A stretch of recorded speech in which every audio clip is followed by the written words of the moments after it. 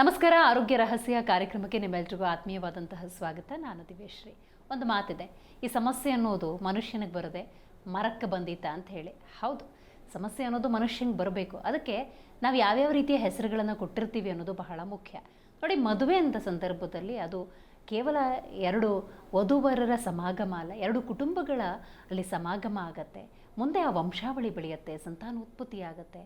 ಆ ವಂಶ ವೃಕ್ಷವೇ ಬೆಳೀತಾ ಇರುವ ಸಂದರ್ಭದಲ್ಲಿ, ಆ ಸತಿಪತಿ ಅಂದ ಸಂದರ್ಭದಲ್ಲಿ ಅವರ ನಡುವೆ ಕೂಡ ಎರಡು ಕುಟುಂಬಗಳ ನಡುವೆ ಸಮಸ್ಯೆ ಅನ್ನೋದು ಉದ್ಭವಿಸುತ್ತೆ. ಆ ಸಮಸ್ಯೆಗೆ ನಾನಾ ಹೆಸರುಗಳನ್ನು ಕೊಡ್ತೀವಿ. ಆದರೆ ಇದಕ್ಕೆ ಮೂಲ ಕಾರಣ ಏನು ಅಂತ ನೀವು ನೋಡ್ತಾ ಹೋಗೋದಾದರೆ ಅದು ನಿಮಗೂ ಕೂಡ ಖಂಡಿತವಾಗ್ಲೂ ಆಶ್ಚರ್ಯವಾಗುತ್ತೆ. ಆ ಕಾರಣವನ್ನು ಇವತ್ತು ಗುರೂಜಿ ನಿಮಗೆ ತಿಳಿಸಿಕೊಡಲಿದ್ದಾರೆ. ಎಸ್, ನಮ್ಮ ಕಾರ್ಯಕ್ರಮದಲ್ಲಿದ್ದಾರೆ ಪುರುಷೋತ್ತಮ್ ದೇಶಿಕ್ ಗುರೂಜಿ. ಮೊದಲಿಗೆ ಅವರಿಗೆ ಕಾರ್ಯಕ್ರಮಕ್ಕೆ ಸ್ವಾಗತವನ್ನು ಕೋರೋಣ. ಗುರುಗಳೇ, ಕಾರ್ಯಕ್ರಮಕ್ಕೆ ಸ್ವಾಗತ. ನಮಸ್ಕಾರ. ಸಮಸ್ಯೆ ಅನ್ನೋದು ಯಾರನ್ನೂ ಬಿಟ್ಟಿಲ್ಲ ಗುರುಗಳೇ, ಪ್ರತಿಯೊಬ್ಬರನ್ನು ಕೂಡ ಆಕ್ರಮಿಸಿಬಿಟ್ಟಿದೆ. ಆದರೆ ನಾವು ಆ ಸಮಸ್ಯೆಗೆ ಯಾವ್ಯಾವ ಥರದ ಹೆಸರನ್ನು ಕೊಡ್ತೀವಿ ಅನ್ನೋದು ಬಹಳ ಮುಖ್ಯ. ನಾನಾಗಲೇ ಕುಟುಂಬದ ಬಗ್ಗೆ ಮಾತಾಡ್ತಾ ಇದ್ವಿ, ಸತಿಪತಿಗಳ ಬಗ್ಗೆ ಹೇಳ್ತಾ ಇದ್ದೆ. ಇದು ಕೇವಲ ಗಂಡು ಹೆಣ್ಣು ಒಂದಾಗುವಂಥದ್ದಲ್ಲ, ಎರಡು ಕುಟುಂಬಗಳ ಸಮಾಗಮ. ಈ ಜರ್ನಿಯಲ್ಲಿ ಸಮಸ್ಯೆಗಳು ಉದ್ಭವಿಸುತ್ತೆ, ಬಟ್ ನಾನಾ ಹೆಸರುಗಳನ್ನು ಕೊಟ್ಟು ಬಿಡ್ತಾರೆ. ಏನು ಹೇಳ್ತೀರಿ ಇದ್ರ ಬಗ್ಗೆ ಅಂತ? ಹರಿ ಓಂ ಶ್ರೀ ಗುರುಭ್ಯೋ ನಮಃ. ಇವತ್ತು ಶುಕ್ರವಾರ, ಲಕ್ಷ್ಮೀ ಪೂಜೆ ಮಾಡೋ ವಾಡಿಕೆ ಇದೆ. ಲಕ್ಷ್ಮೀ ಪೂಜೆ ಮಾಡ್ತಾ ಇದ್ದೀವಿ ಅಂತ ಗೊತ್ತಿದೆ. ನಾರಾಯಣ ಎಲ್ಲಿ? ಶುಕ್ರವಾರ ಲಕ್ಷ್ಮೀ ಪೂಜೆ ಮಾಡ್ತೀವಿ. ನಾರಾಯಣ ಎಲ್ಲಿ? ಈಗ ನಾರಾಯಣ ಇಲ್ಲದೆ ಲಕ್ಷ್ಮಿಯಲ್ಲಿ, ಹೌದು, ಲಕ್ಷ್ಮಿ ಇಲ್ಲದೆ ನಾರಾಯಣಿಯಲ್ಲಿ. ಈಗ ನಾವು ಲಕ್ಷ್ಮಿನೇ ಮಾಡಿದ್ರೆ ನಾರಾಯಣನ ಪೂಜೆ ಮಾಡೋದು ಯಾವಾಗ, ಎಲ್ಲಿ? ಇದು ತಿಳ್ಕೊಬೇಕು ಅಂತಾನೆ ಬೇಡ ಅಂತಾನೆ ವೈಕುಂಠ ಏಕಾದಶಿ ದಿವಸ ಮಾಡಿ ಸುಮ್ಮನಾಗ್ಬಿಡೋದ? ಅಂದರೆ ನಾವು ಆಧ್ಯಾತ್ಮಿಕ ಅಂತಕ್ಕಂತಹ ಒಂದು ಭಾಗವನ್ನು ತಗೊಂಡ್ರೆ ದೈವಿಕವಾದ ಒಂದು ಶಕ್ತಿ ಇದೆ. ಆದರೆ ನಾವು ನಾರಾಯಣ ಬೇರೆ ಲಕ್ಷ್ಮಿ ಬೇರೆ ಅಂದ್ಕೊಂಡಿರೋದೇ ತಪ್ಪಾಗಿರೋದು. ನಿಜ ನಿಜ, 100% ನಿಜ. ಹೌದಲ್ಲ?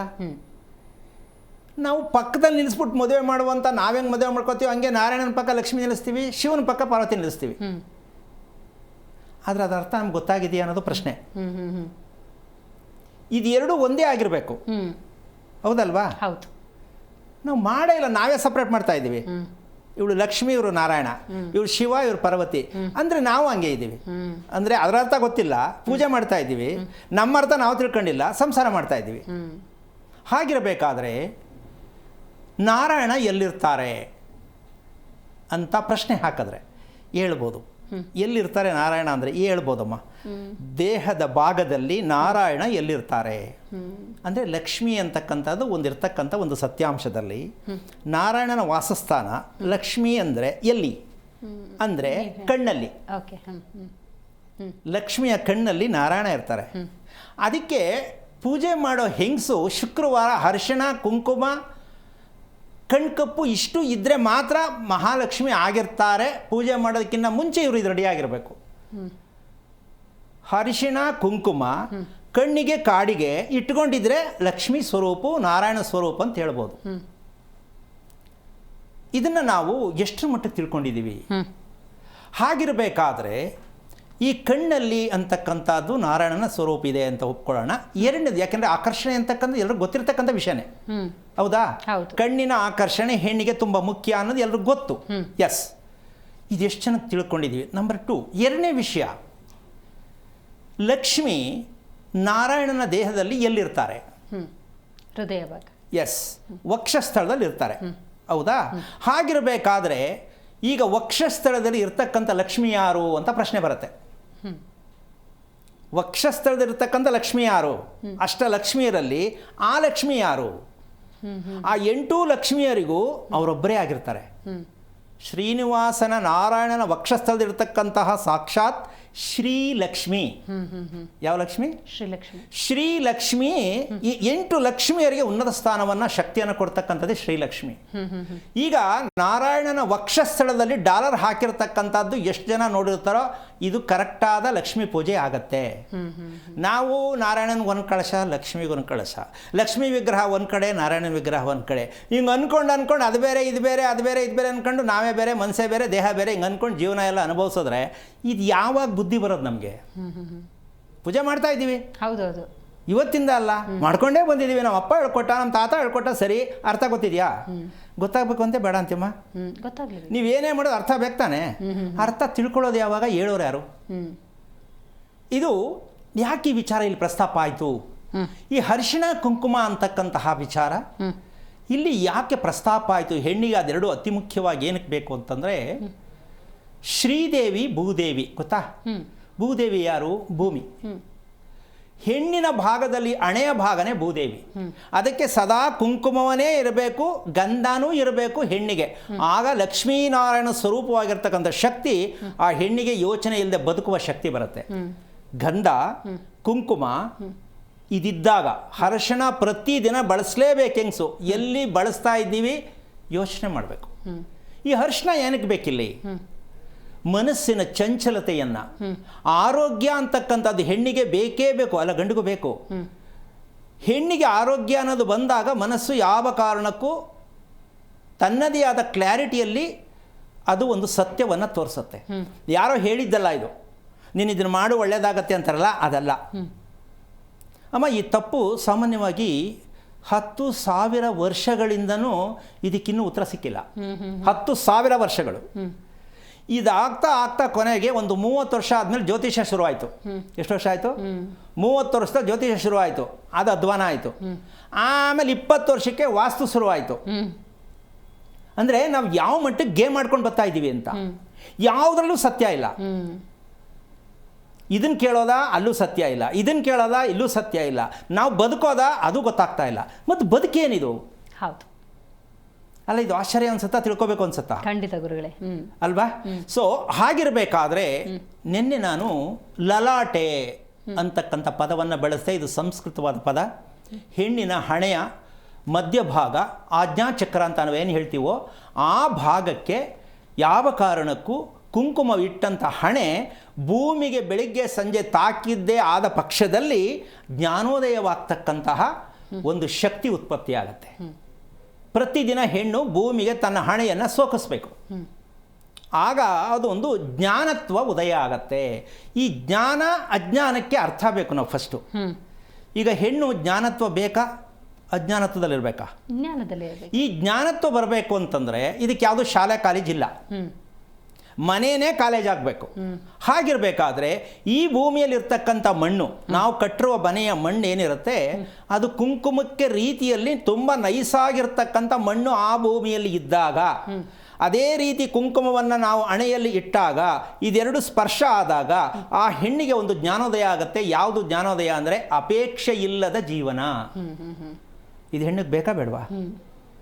ಕೋರಿಕೆ ಹೆಣ್ಣಲ್ಲಿ ಬರಬಾರ್ದು. ಕೋರಿಕೆ ಬಂದರೆ ಗಂಡನಿಗೂ ನೆಮ್ಮದಿ ಇಲ್ಲ, ಸಂಸಾರಕ್ಕೂ ನೆಮ್ಮದಿ ಇಲ್ಲ, ಜೀವನಕ್ಕೂ ನೆಮ್ಮದಿ ಇಲ್ಲ.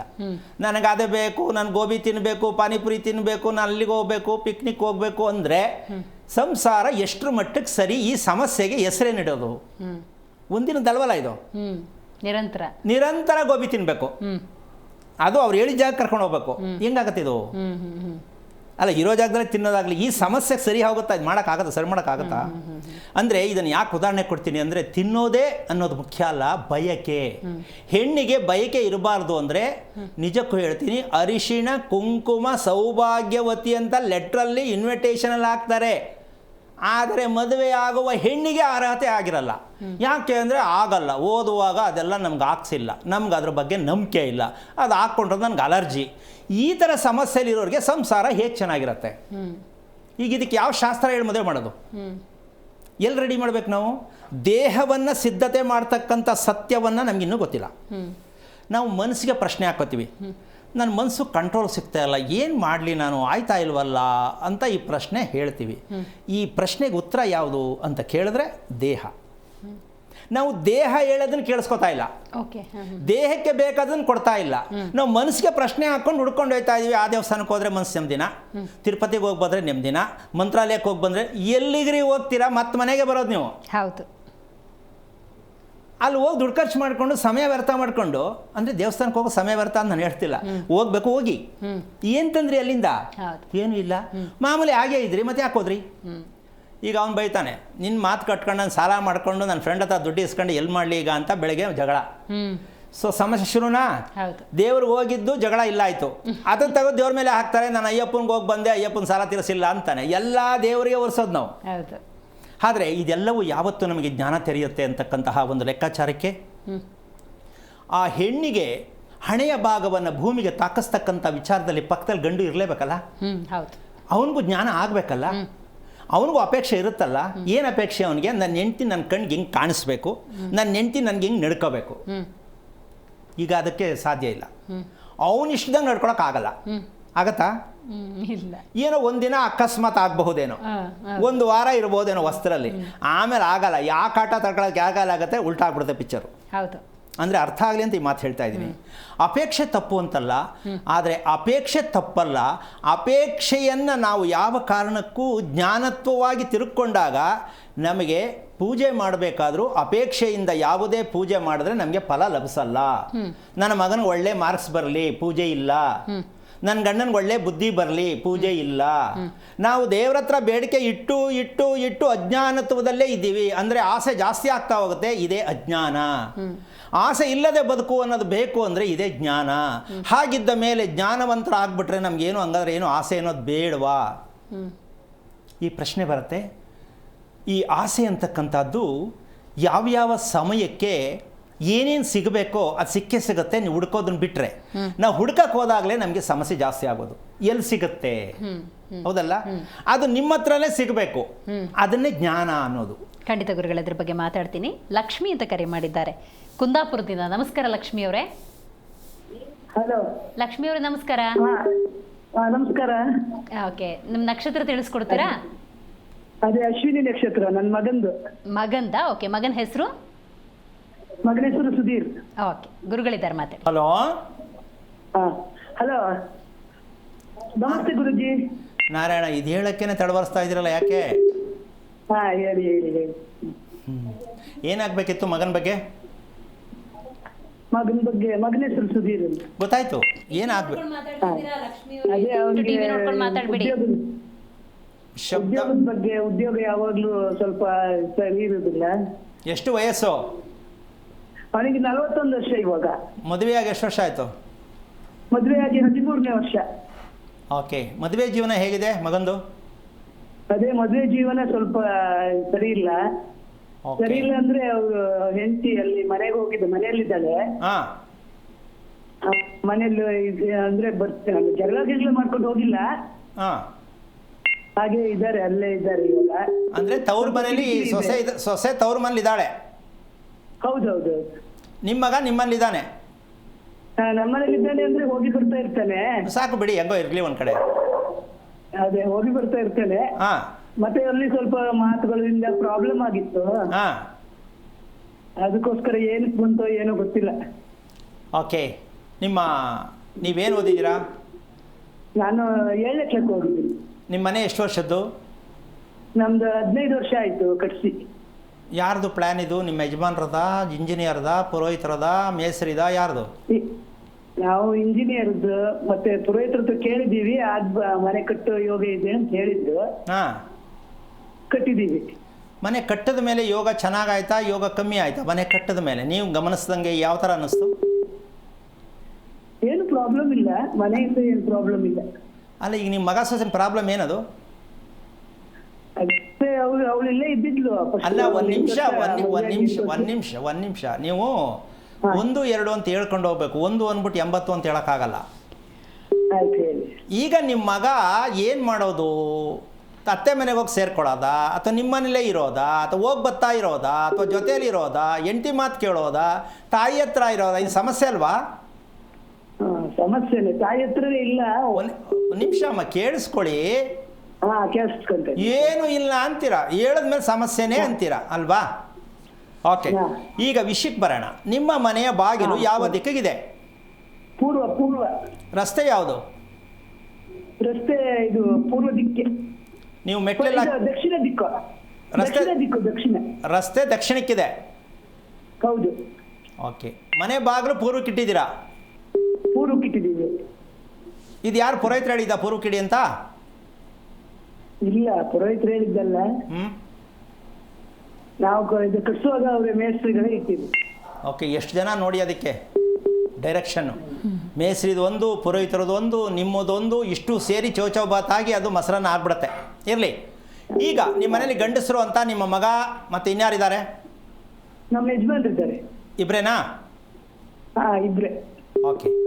ಈಗ ಇವರಿಬ್ಬರು ಲೆಕ್ಕಾಚಾರ ತೊಗೊಂಡ್ರೆ ಟೈಮ್ ಸರಿ ಕರೆಕ್ಟಾಗಿ ಮನೆಗೆ ಟೈಮ್ ಟೇಬಲ್, ಊಟಕ್ಕೆ ಬರೋದು, ಮಲಗೋದು, ಊಟ ಮಾಡೋ ಸಮಯ, ಮಲಗೋ ಸಮಯ, ಬೆಳಗ್ಗೆ ಹೇಳೋದು ಕರೆಕ್ಟಾಗಿದೆ ಅನ್ಸುತ್ತಾ ನಿಮಗೆ? ಕರೆಕ್ಟಾಗಿದೆ. ಏನು ಬೆಳಗ್ಗೆ ಕರೆಕ್ಟಾಗಿ ಟೈಮ್ಗೆ ದಿನ ಒಂದೇ ಟೈಮ್ ಕರೆಕ್ಟಾಗಿ ಹೇಳ್ತಾರೆ, ಸ್ವಲ್ಪನೂ ವ್ಯತ್ಯಾಸ ಆಗಲ್ವಾ? ಇಲ್ಲ ಹೇಳೋದು ನಮ್ಮ ಯಜಮಾನ್ರು ಸ್ವಲ್ಪ ಏರುಪೇರು ಆಗುತ್ತೆ. ನಿಮ್ಮ ಮಗ? ನಮ್ಮ ಮಗ 6 ಗಂಟೆಗೆ 5:15 ಎದ್ದೇಳ್ಬಿಡ್ತಾನೆ. ಮಲಗೋದು ಎಷ್ಟೊತ್ತಿಗೆ? ಮಲಗೋದು ಒಂದೊಂದ್ಸಲ 9 ಗಂಟೆಗೆ ಮಲಗ್ತಾನೆ, ಒಂದೊಂದ್ಸಲ 10 ಗಂಟೆಗೆ ಮಲಗ್ತಾನೆ. ಬೆಳಗ್ಗೆ ಹೇಳೋದು ಒಂದೊಂದ್ಸಲ 5:30, ಒಂದ್ಸಲ 6 ಗಂಟೆ, ಒಂದ್ಸಲ 6:30. 6:30 ಅಂದರೆ 5:15 ಹೇಳ್ತಾನೆ ಒಂದೊಂದ್ಸಲ. ಓಕೆ, ಆಗಲಿ. ವಿಷಯಕ್ಕೆ ಬರೋಣ. ಇವಾಗ ಒಂದು ತಿಳ್ಕೋಬೇಕು ನೀವು, ನಿಮ್ಮ ಮನೆಯಲ್ಲಿ ಸಣ್ಣ ವಿಚಾರಕ್ಕೆ ಮನಸ್ಸಿಗೆ ತುಂಬ ಬೇಜಾರಾಗುವಂಥದ್ದು ಹೆಂಗಸರ್ಗ ಗಂಡಸರ್ಗ ನೀವು ತಿಳ್ಕೊಂಡ್ರ ಮಟ್ಟಿಗೆ. ಸಣ್ಣ ವಿಷಯ ಚಿಕ್ಕದು, ಊಟ ಮಾಡೋದಾಗಿರಲಿ, ಮಲಗೋದಾಗಿರಲಿ, ಎಲ್ಲರೂ ಹೋಗೋದಾಗಲಿ, ಸಣ್ಣ ವಿಷಯಕ್ಕೆ ಸುಮ್ಮನೆ ಬೇಜಾರಾಗಿ ಸುಮ್ಮನೆ ಕಾದಾಟ ಶುರುವಾಗುತ್ತೆ, ಪ್ರಾಬ್ಲಮ್ ಆಗುತ್ತೆ. ಯಾಕೆಂದು ಗೊತ್ತಾಗ್ತಾ ಇಲ್ಲ ಅಂತ ಯಾರ ಕಡೆಯಿಂದ ಶುರುವಾಗುತ್ತೆ ಅಂತೇಳಿ ನಿಮ್ಮ ಪ್ರಕಾರ?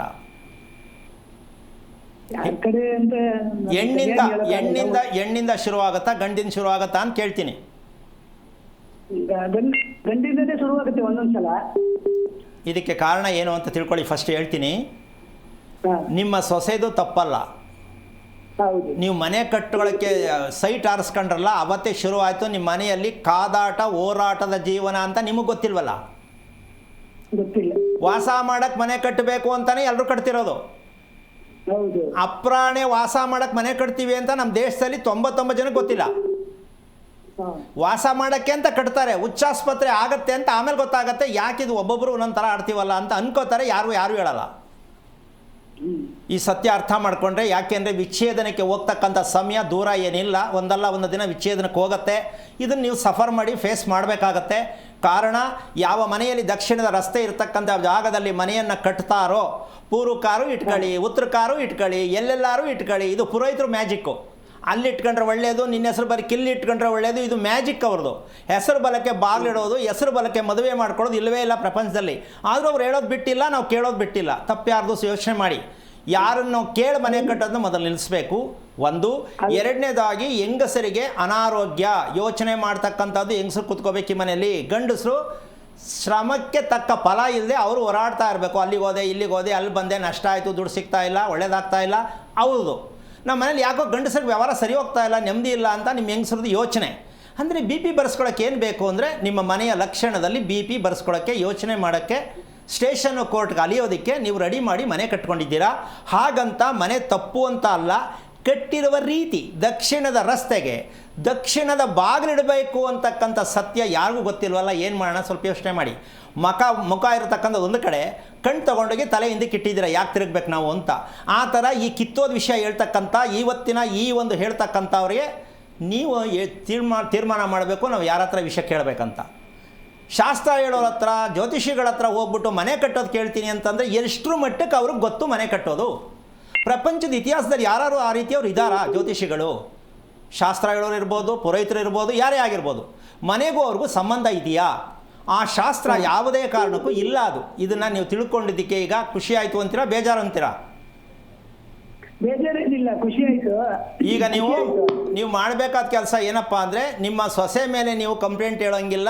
ನಿಮ್ಮ ಮಗ ಹುಟ್ಟಿರುವಂಥ ಅಶ್ವಿನಿ ನಕ್ಷತ್ರ ಪ್ಲಸ್ ನಿಮ್ಮ ಭೂಮಿ ಇದೆಯಲ್ಲ, ಜಮೀನು ಇದೆಯಲ್ವಾ ನಿಮ್ಮ ಯಜಮಾನ್ರದ್ದು? ಯಜಮಾನ್ರದ್ದು ಜಮೀನಿದೆ, ಅದು ನಾವು ಅವರಿಗೆ ಕೊಟ್ಬಿಟ್ವಿ. ಅಲ್ಲ, ಒಂದು ನಿಮಿಷ, ಯಾರಿಗಾರು ಕೊಟ್ಟಿರಲಿ, ಆ ಜಮೀನಲ್ಲಿ ಇರ್ತಕ್ಕಂಥ ಸತ್ಯನೇ ನಿಮ್ಮ ಮಗ ಹುಟ್ಟಿರುವ ನಕ್ಷತ್ರ ಅಶ್ವಿನಿ. ಆ ಜಮೀನಲ್ಲಿ ಏನೇನಿತ್ತು, ಏನೇನು ನಡೀತು, ಎಲ್ಲಿಂದ ಬಂತು, ಏನಾಯಿತು, ಎಲ್ಲಿಗೆ ಹೋಯ್ತು, ಈ ಸತ್ಯ ನಿಮ್ಮ ಮಗನ ಕುಂಡಲಿಯಲ್ಲಿ ನೋಡದೆ ನೀವು ಮದುವೆ ಮಾಡಿರೋ ತಪ್ಪು. ಮನೆ ಕಟ್ಟಬೇಕಾದ್ರೆ ಯಾವ ಜಾಗವನ್ನು ತಗೊಂಡು ನಾವು ಮನೆ ಕಟ್ಟಬೇಕು? ಒಂದು, ದಕ್ಷಿಣದ ರಸ್ತೆ ತಪ್ಪು ಅಂತಲ್ಲ, ಆ ದಕ್ಷಿಣ ರಸ್ತೆಗೆ ಮನೆ ಕಟ್ಟೋದು ಹೇಗೆ ಅಂತ ಯಾರಿಗೂ ಗೊತ್ತಿಲ್ಲದ ವಿಚಾರ ಆಗಿದೆ. ಇದನ್ನು ತಿಳ್ಕೊಳ್ಳೋಕೆ ಪ್ರಯತ್ನ ಮಾಡಿ. ಯಾರ ಮೇಲೂ ಅಪವಾದ ಬೇಡ, ನೀವು ಯೋಚನೆ ಮಾಡೋದು ಬೇಡ, ತಿಳ್ಕೊಳ್ಳೋಕೆ ಪ್ರಯತ್ನ ಮಾಡಿ. ಒಳ್ಳೆಯದಾಗಲಿ. ಸುನಂದ ಅಂತ ಕರೆ ಮಾಡಿದ್ದಾರೆ ಶಿವಮೊಗ್ಗದಿಂದ. ನಮಸ್ಕಾರ ಸುನಂದ ಅವ್ರಿಗೆ. ನಮಸ್ಕಾರ ಮೇಡಮ್. ಯಾರ ಬಗ್ಗೆ ತಿಳ್ಕೊಳ್ಬೇಕಾಗಿತ್ತು ಸುನಂದ ಅವರು? ನನ್ನ ಮಗಳ ಬಗ್ಗೆ ತಿಳ್ಕೊಳ್ಬೇಕಿತ್ತು. ಹೆಸರೇ ಹೇಳ್ಬೋದಾ? ವಿದ್ಯಾಶ್ರೀ. ಮತ್ತೊಂದ್ಸಲ ಹೇಳಿ.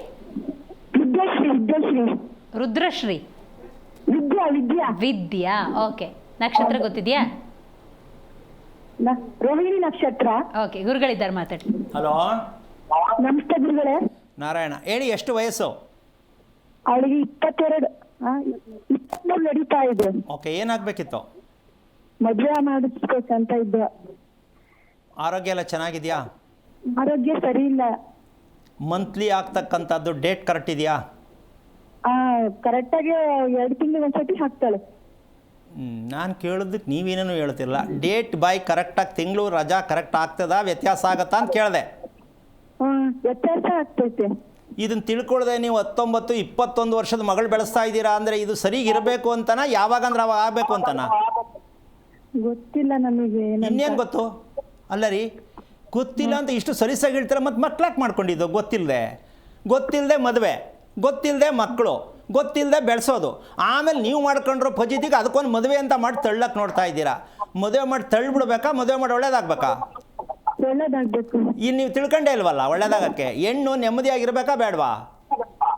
ನಿಮ್ದಾಗಿರ್ಬೇಕು. ಹೆಣ್ಣು ಆರೋಗ್ಯ ಕೆಟ್ಟಿದೆ ಅಂದಮೇಲೆ ಮಂತ್ಲಿ ಚೆನ್ನಾಗಾಗಲ್ಲ. ಮಂತ್ಲಿ ಚೆನ್ನಾಗಾಗಲ್ಲ ಅಂದರೆ ದಾಂಪತ್ಯ ಚೆನ್ನಾಗಿರಲ್ಲ. ದಾಂಪತ್ಯ ಚೆನ್ನಾಗಿರಲ್ಲ ಅಂದರೆ ಒಳ್ಳೆ ಮಗು ಹುಟ್ಟಲ್ಲ. ಒಳ್ಳೆ ಮಗು ಹುಟ್ಟಲಿಲ್ಲ ಅಂದರೆ ಜೀವನದಲ್ಲಿ ಒಂದು ಚೆನ್ನಾಗಿರಲ್ಲ. ಇಂಥ ಸತ್ಯ ತಿಳಿದೆ ನೀವು ಮದುವೆ ಮಾಡೋಕ್ಕೆ ಹೊರಟಿದ್ದೀರಾ ಅಂದರೆ ನೀವು ಒಬ್ಬರೇ ಅಲ್ಲ, ಪ್ರಪಂಚಾದ್ಯಂತ ಹೆಣ್ಣು ಆರೋಗ್ಯ ಸ್ಥಿತಿ ಚೆನ್ನಾಗಿಲ್ಲ ಅಂತ ಗೊತ್ತಿದ್ದು ಸುಳ್ಳು ಹೇಳಿ ಮದುವೆ ಮಾಡಿ, ಅದಕ್ಕೊಂದು ಮಂತ್ರ ಹೇಳಿಸಿ, ಗಟ್ಟಿ ವಾದ್ಯ ಮಾಡಿಸಿ, ಮಾಂಗಲ್ಯ ಕಟ್ಟಿಸಿ ಆಚೆಗೆ ತಳ್ತೀರಲ್ಲ, ನಿಮಗೆ ಒಳ್ಳೇದಾಗತ್ತಾ? ಜನ್ಮ ಕೊಟ್ಟ ತಾಯಿ ಮಗುವಿನ ಆರೋಗ್ಯವನ್ನು ತಿಳಿಲಿಲ್ಲ ಅಂದರೆ ತಾಯಿ ಅನ್ನೋ ಸ್ಥಾನಕ್ಕೆ ಅವಮಾನ ಆಗತ್ತೆ. ಸ್ವಲ್ಪ ಯೋಚನೆ ಮಾಡಿ. ಆಸ್ಪತ್ರೆಗೆಲ್ಲ ತೋರಿಸ್ತಾ ಇದೀವಿ. ಇದು ಪ್ರಪಂಚದಲ್ಲಿ ಇನ್ನೂ ಅಂತ ಆಸ್ಪತ್ರೆ ಎಲ್ಲೂ ಇಲ್ಲ. ಆರೋಗ್ಯಕ್ಕೆ ಪರಿಹಾರ ಕೊಡುವ ಆಸ್ಪತ್ರೆ ಪ್ರಪಂಚದಲ್ಲಿ ಇನ್ನೂ ಎಲ್ಲೂ ಯಾರೂ ಕಟ್ಟಿಲ್ಲ. ನೀವು ಹಾಸ್ಪಿಟ್ಲಿಗೆ ಹೋದ್ರೆ ನಾನೇನು ಹೇಳೋಕ್ಕಾಗಲ್ಲ.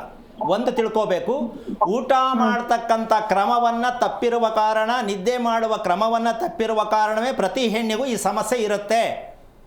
ಆದರೆ ನಮ್ಮ ಜನ ಈ ಸಮಸ್ಯೆ ಅಂತ ಅಂದ್ಕೊಂಡಿಲ್ಲ. ಅವಳು ಆಗೋದೇ ಹಂಗೆ, ನಂದು ಹಂಗೆ ಆಯ್ತಿತ್ತು, ನನ್ನ ಮಗಳು ಹಂಗೆ ಆಯ್ತಾವಳೆ ಅಂತ ಮುಚ್ಚಾಕೊಂಡು ಮದುವೆ ಮಾಡಿ ಆರೋಗ್ಯವಿಲ್ಲದ ಮಕ್ಕಳು ಪಡ್ಕೊಂಡು ತಲೆ ಮೇಲೆ ಬಡ್ಕೊಂಡು ಜೀವನ ಸಾಗಿಸ್ತೀವಿ. ತಾಯಿ, ಮದುವೆ ಮಾಡೋದು ಮುಖ್ಯ ಅಲ್ಲ.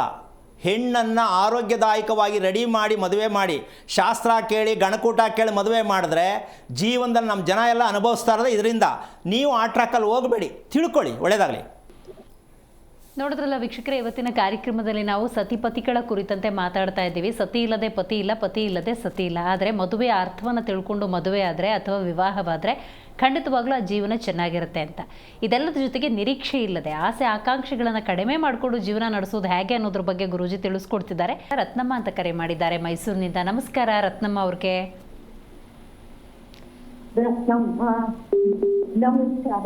ನಮಸ್ಕಾರ. ಓಕೆ ರತ್ನಮ್ಮ ಅವರು, ಯಾರ ಬಗ್ಗೆ ತಿಳ್ಕೊಳ್ಬೇಕಾಗಿತ್ತು ನಿಮಗೆ? ಮಗನ ಬಗ್ಗೆ ಕಣಪ್ಪ. ಮಗನ ಬಗ್ಗೆ ತಿಳ್ಕೊಳ್ಬೇಕಾಗಿತ್ತು. ಓಕೆ, ಅವ್ರ ಹೆಸರು ಹೇಳ್ಬೋದಾ? ಅವಿನಾಶ್. ಅವಿನಾಶ್.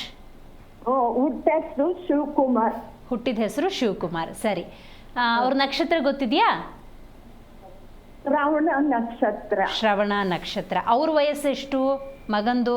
45 ಆಯ್ತು. ಆಯ್ತು ಗುರುಗಳಿದ್ದಾರೆ ಮಾತು. ಹಲೋ, ನಮಸ್ಕಾರ ಗುರುಜಿ. ಎಷ್ಟು ವಯಸ್ಸು ಅಮ್ಮ ನಿಮಗೆ?